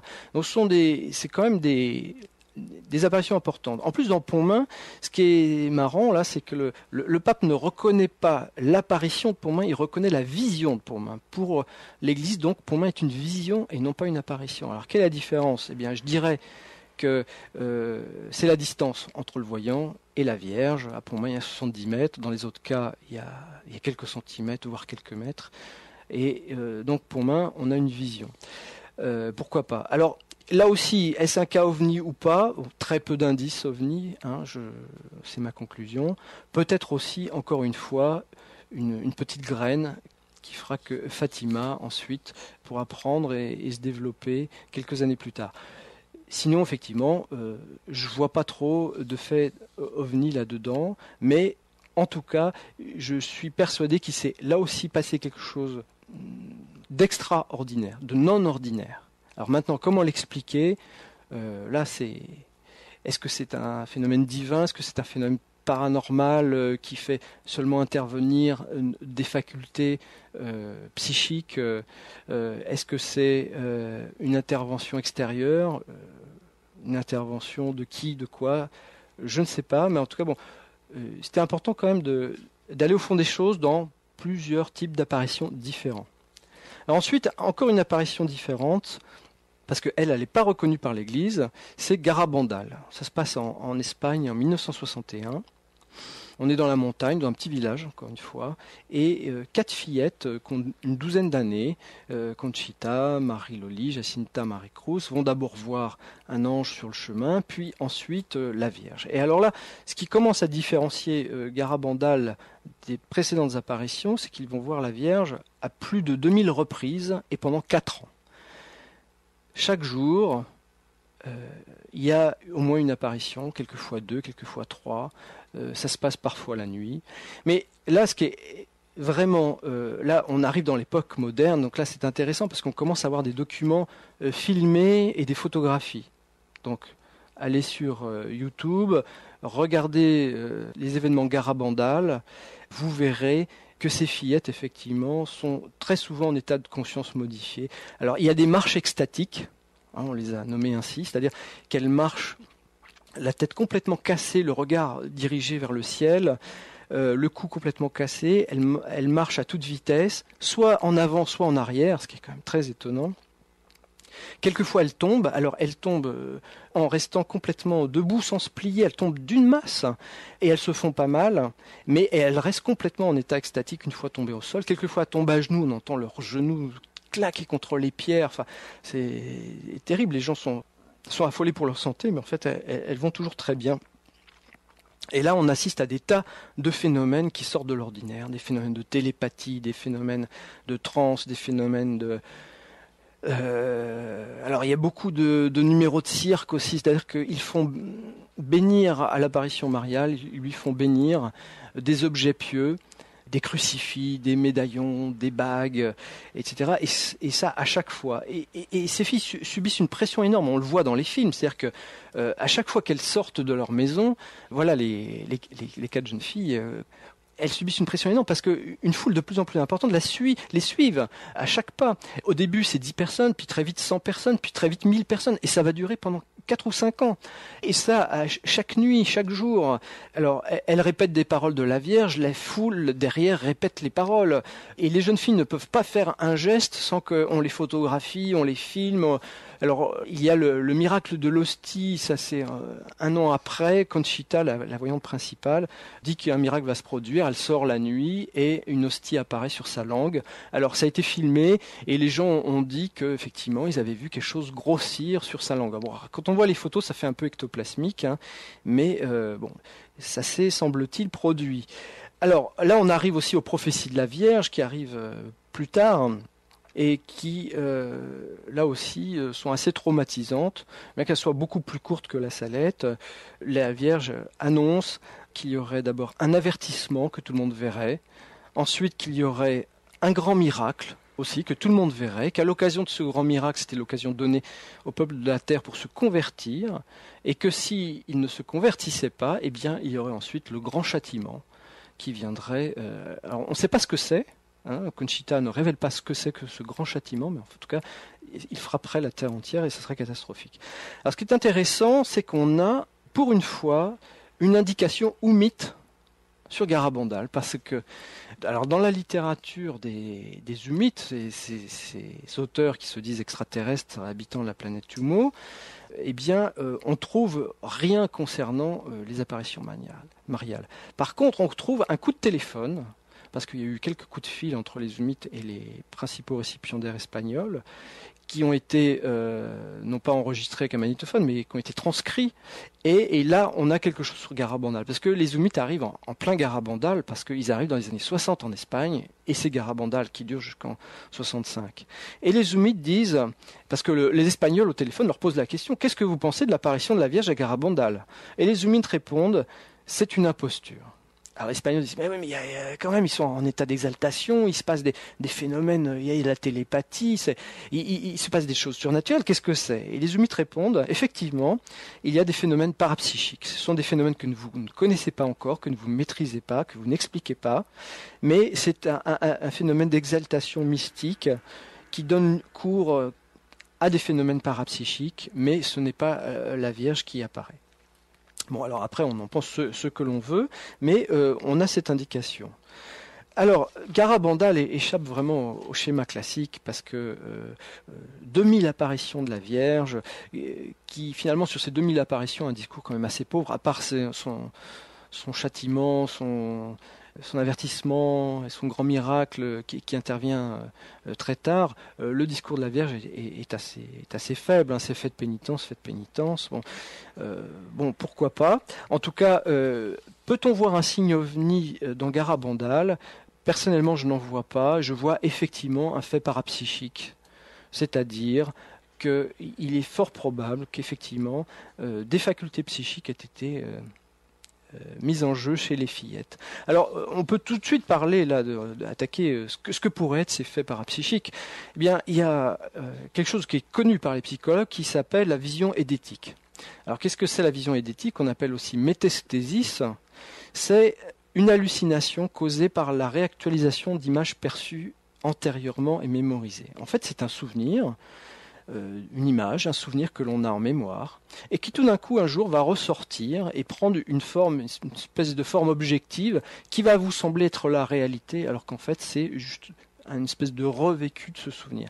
Alors, des psychiatres espagnols ont fait des expériences très intéressantes sur des témoins en essayant de déclencher chez eux des visions édétiques, et ça marche.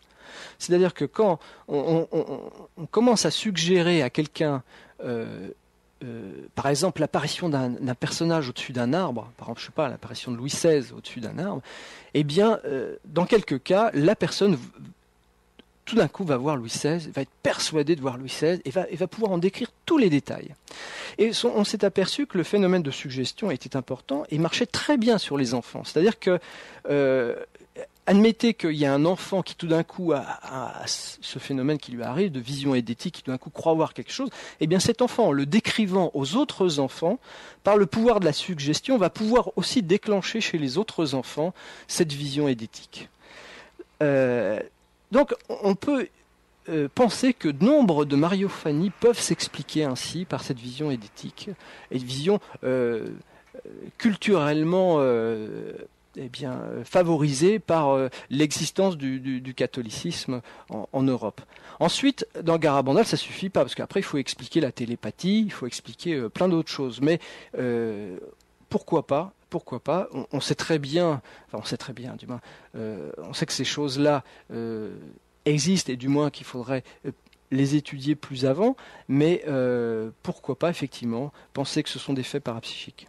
Si j'entends bien tout ce que tu nous dis, Christelle, depuis le début de cette émission, au-delà de Fatima, qui est vraiment troublant dans la relation avec un phénomène physique dans les airs, visible par tous, et les apparitions mariales, il n'y a vraiment que ce cas de Fatima qui, toi, te... Non, j'en ai découvert deux autres. Ouais. Qui font où là, vraiment, tu vois... Ou du moins, où il y a un indice technologique. Mm-hmm. Ce sont des apparitions qui font partie des apparitions d'Égypte. Oui, alors bon, j'ai pas le temps de parler de Medjugorje.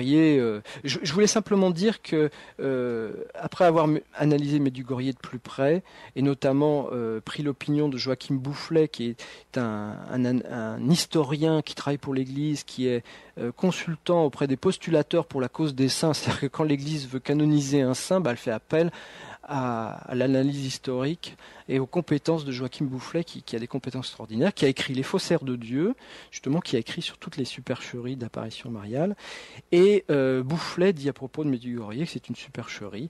Or, j'avais dit dans le plan pour sauver la Terre que Medjugorje était peut-être un phénomène ovni. Donc, je me rétracte. Medjugorje, aujourd'hui, j'en suis persuadé, en tout cas, n'a rien d'un phénomène... à mon avis, purement religieux. Je ne pense pas non plus que ce soit phénomène ovni parce que je n'y ai pas distillé les indices technologiques que j'avais cru déceler auparavant. Et je pense, comme Boufflet, qu'on a là une supercherie. Avec des faits aussi parapsychiques. Mais bon, alors je ne sais pas si on aura le temps d'y revenir. Venons-en aux apparitions égyptiennes qui, à mon avis, peuvent être... bon, évidemment, avec un bémol, mais... que l'on peut suspecter d'appartenir à autre chose qu'un phénomène purement parapsychique ou un phénomène purement religieux. Christelle, donc ces deux apparitions qui te semblent receler des indices technologiques rapprochant du phénomène ovni.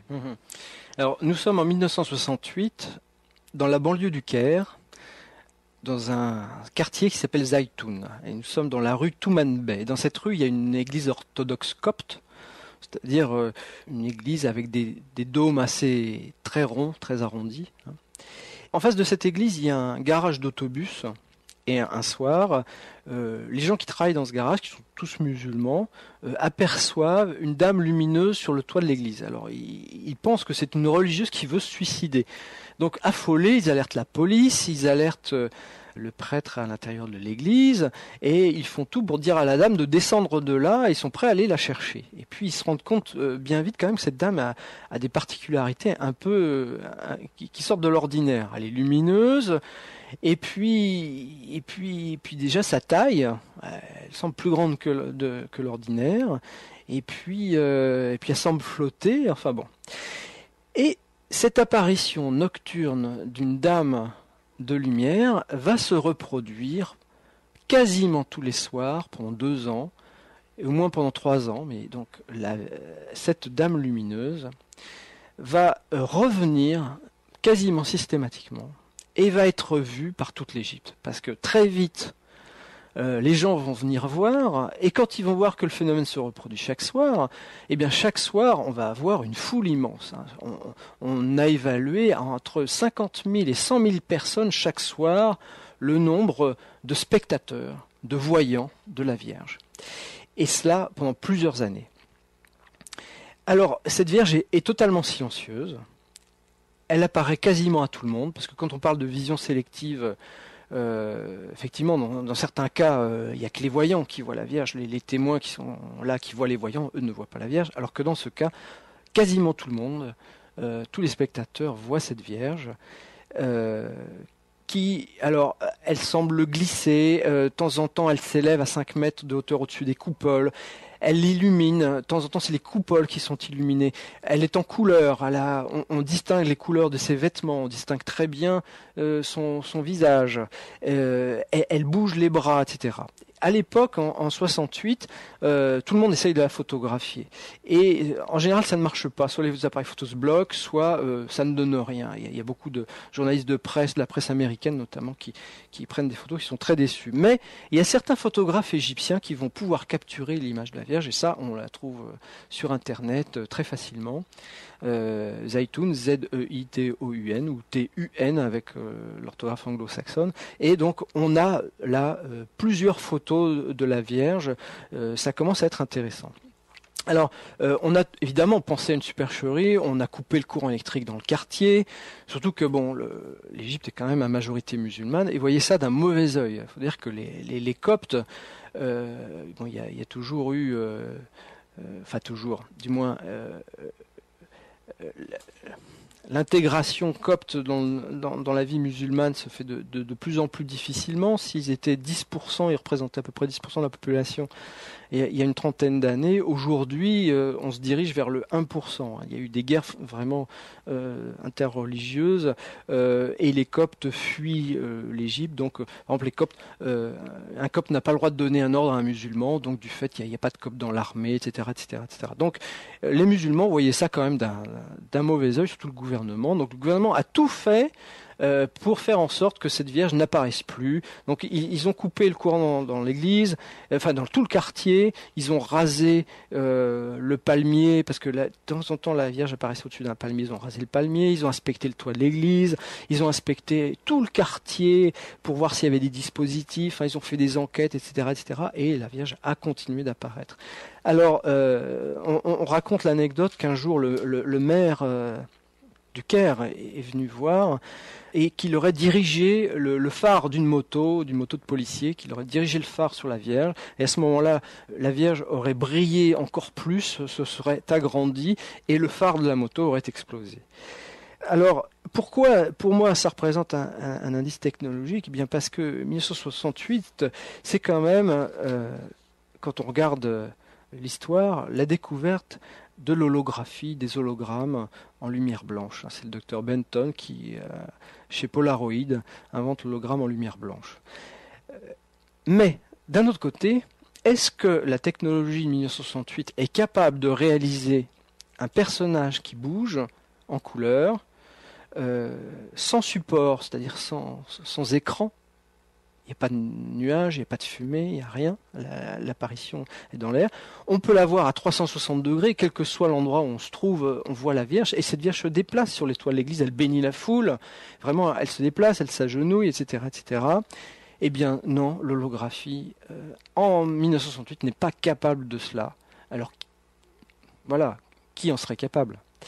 Mais je veux dire, on peut très facilement quand même, à partir de la technologie, des indices technologiques que l'on possède à l'époque, eh bien, prolonger cette technologie dans le futur et admettre qu'un dispositif puisse générer une telle apparition.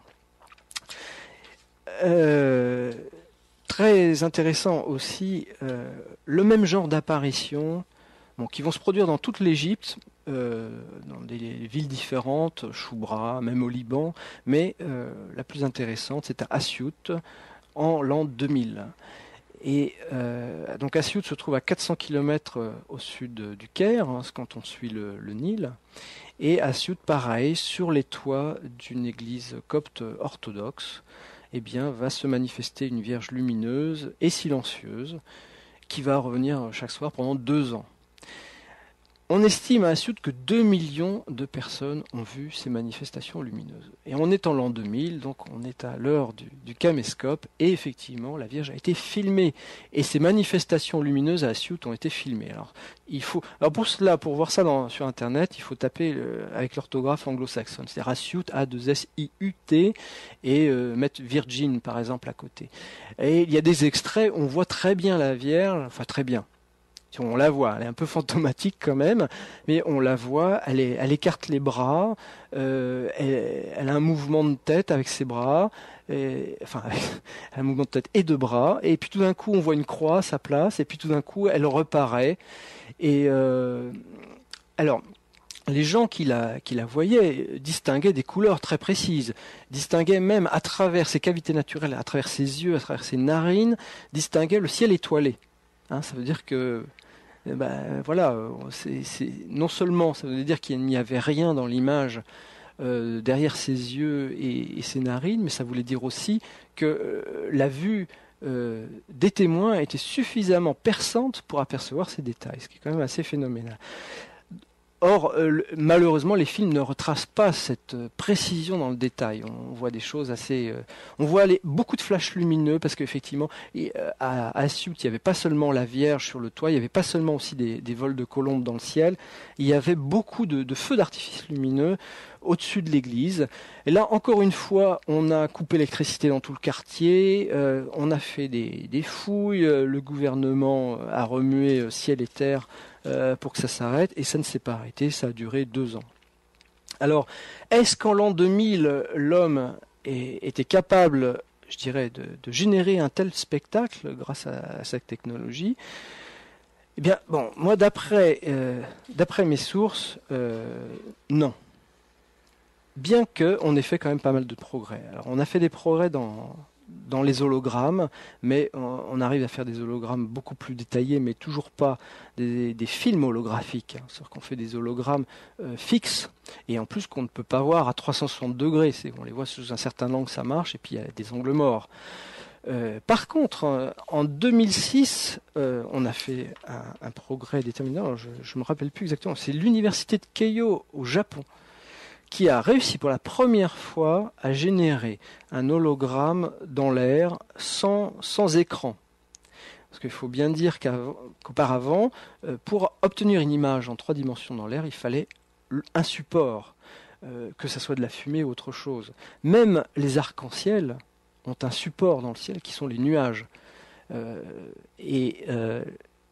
Voyez, l'existence d'un hologramme ne peut pas se réaliser sans support, sauf depuis l'invention japonaise de 2006, qui est à base de laser qui ionisent les particules dans l'air, et c'est la ionisation de ces particules qui génère donc de la lumière blanche. Alors, les limites encore de cette technologie sont très fortes, c'est-à-dire qu'on ne travaille qu'en lumière blanche, et en plus de cela, cette holographie génère du bruit. Il y a des claquements sonores dans l'air. Donc on est encore loin, encore très loin, du moins sur le plan civil, de réaliser un dispositif permettant de voir un personnage en 3 dimensions, en couleur, se mouvant sur une nuit étoilée sans support, et se mouvant pendant des heures, dans des quartiers où on a tout fouillé, on n'a rien trouvé. Enfin, ça c'est autre chose. Alors, est-ce que une technologie militaire serait capable de ça ? En l'an 2000, je me pose la question. En 1968, j'y crois pas. Et toi, dans ces cas-là, tu mets en avant la technologie plus que la religion. Pourquoi plus dans ce cas-là que dans le cas de la tunique Ah non, pour moi la tunique aussi c'est technologique. Mais je ne tranche pas. Hein. Je dis que là il y a un indice qui pourrait faire penser à un phénomène ovni au sens, je dirais au sens ovni, entité alien nous organisant un spectacle. Alors là, on reste dans le message, mais là, il n'y en a pas de message. Il n'y a Non, pas de... ce sont des vierges silencieuses. Alors pourquoi? Là aussi, historiquement, on peut se replonger et voir si s'il y a un sens à donner à ce message silencieux. Bon, 68 déjà, c'est une époque charnière. Hein.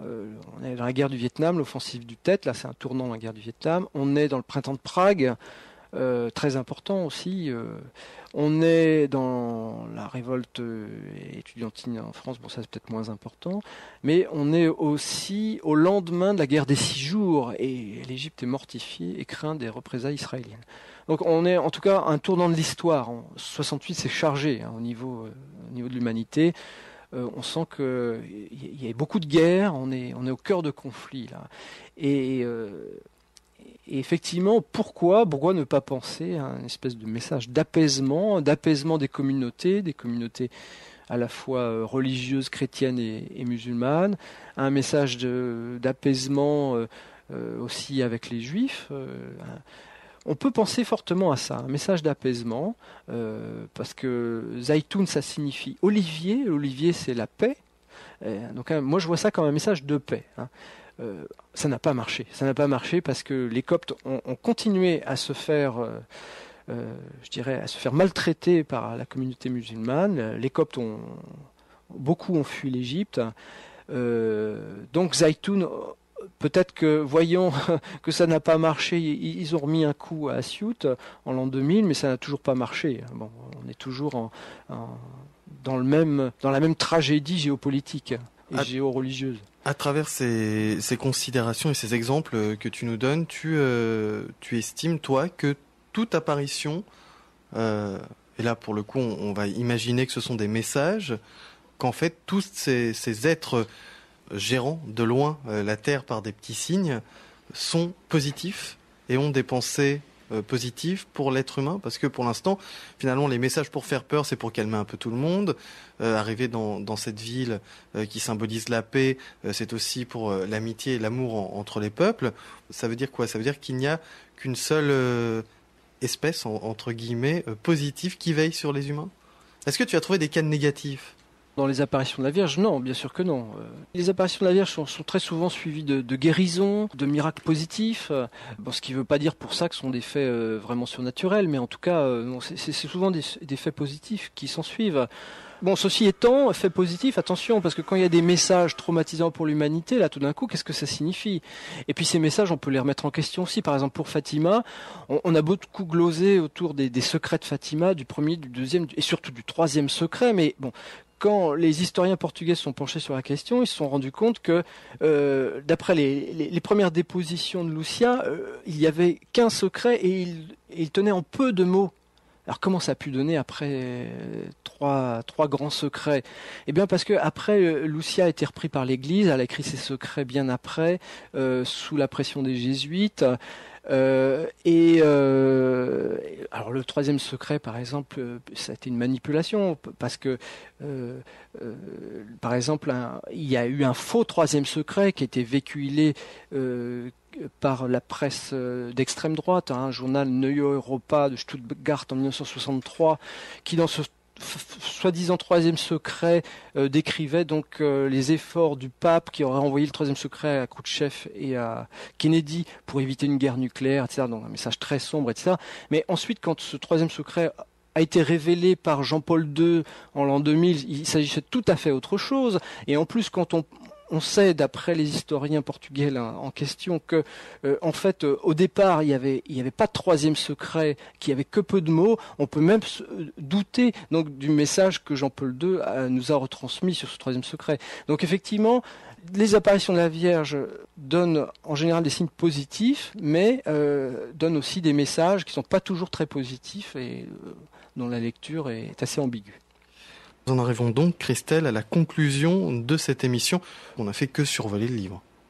Oui, d'autant plus que je n'ai pas parlé des expériences de mort imminente qui font voir aussi des êtres, des dames de lumière. Ça arrive de nombreuses fois dans le cas de NDE. J'ai pas parlé aussi des apparitions privées, c'est-à-dire que beaucoup de gens voient une vierge. Moi, c'est arrivé dans ma famille, c'est arrivé dans parmi des connaissances qui ont vu la Vierge un jour de leur vie. Et ces apparitions privées, à mon avis, et c'est un facteur très majorant du véritable nombre d'apparitions de la Vierge dans le monde, parce que ces personnes-là, la plupart du temps, n'en parlent pas ou en parlent très peu, et puis c'est pas recensé. Je veux dire, c'est pas recensé ni par l'Église ni par personne. Or, des apparitions privées, je veux dire, elles existent en très très très grand nombre. Donc, ma grand-mère a vu la Vierge, voilà. Il y a aussi beaucoup de supercheries, des supercheries qu'elles soient volontaires ou involontaires. Involontaires, on l'a vu par exemple dans le cas de vision et d'éthique, involontaires dans le cas de pathologie mentale, mais aussi volontaires. On a connu aussi des gens qui s'inventaient des histoires pour se rendre intéressants. Donc tout ça, c'est à prendre en considération. Bon, maintenant, pour en arriver à la conclusion, moi je ne tranche pas. J'ai essayé de fouiller un petit peu. Maintenant, il y a des tas de questions auxquelles je ne sais pas répondre. Par contre, une question qui m'est venue lors de cette enquête et qui pour moi tout d'un coup m'a fait avancer sur le phénomène OVNI, c'est que je me suis demandé s'il ne pouvait pas exister une collusion entre deux plans de la réalité, une collusion entre le plan OVNI et le plan divin. Et quand j'ai débuté ce livre, j'étais persuadé que non. C'est-à-dire que quand j'ai commencé à investiguer sur Fatima, parce que dans Fatima, on se pose clairement la question. Puisqu'on a associé l'OVNI à la Vierge, et qu'ils sont vraiment indissociables, puisque la Vierge annonce l'OVNI, annonce le soleil dansant, on se pose la question, est-ce qu'il s'agit d'un phénomène divin ou d'un phénomène OVNI ?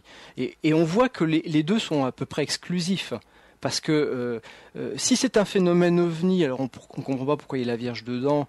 Et si c'est un phénomène divin, on ne comprend pas pourquoi il y a l'OVNI dedans. Surtout qu'un phénomène divin, il devrait être clair. Si Dieu s'adresse à nous, il devrait nous envoyer des messages quand même assez clairs et non pas équivoques. Et je ne vois pas pourquoi il ferait intervenir des signaux OVNI là-dedans. Enfin, ça n'a aucun sens. Donc, à Fatima, je m'étais posé la question, est-ce que ça peut être l'un et l'autre ? Eh bien non, j'avais répondu, non, c'est l'un ou l'autre, et pour moi, c'est plutôt le phénomène OVNI. Maintenant, j'ai eu d'autres pistes qui m'ont fait penser un peu différemment, notamment sur Zaytoun, parce que je parle de Ned Dougherty, qui est un type qui a eu des visions, des cas de NDE, et qui a eu aussi des apparitions de la Vierge, et à un moment, lors d'une apparition, la Vierge lui dit « va en Égypte ». Le gars va à Zaytoun, et il voit à Zaytoun une image de la Vierge, et il dit « ah oui, c'est elle, c'est exactement elle ». Or, comme moi j'avais classé Zaytoun plutôt dans le domaine OVNI, j'arrivais pas à le raccorder avec Dougherty, que j'avais plutôt classé dans les phénomènes de NDE, quoi. Et là, je me suis reposé la question, est-ce qu'il pourrait y avoir une collusion entre l'OVNI et le phénomène divin ? Et peut-être que oui, finalement. Parce que, par exemple, sur les Humites, eh bien, on assiste à quoi ? On assiste à des gens qui ont à peu près compris ce que c'était que, je dirais, entre guillemets, le paradis, ou du moins le royaume de l'après-vie, après la mort, qu'ils ont commencé des contacts avec cet univers. Ils savent quels sont les signaux que l'on émet vers cet univers et réciproquement les signaux que cet univers particulier, qui recueille après toutes les âmes qui décèdent, nous envoie. Donc les Humites ont compris ça, donc on peut très bien imaginer qu'il s'établisse une porosité assez importante, un dialogue entre notre univers et cet univers de l'au-delà, et à ce moment-là, on voit très bien qu'on peut faire un pont, même si un tout petit pont, entre notre univers et le plan divin, et pourquoi pas imaginer donc des races bien en avance sur nos conceptions, qui ont entamé ce dialogue et qui donc interviennent, je dirais, de concert avec le plan de l'après-vie. Voilà. Ça a été un peu ma conclusion surprenante, ma découverte. Christelle Seval, merci beaucoup de nous avoir fait profiter de ton explication.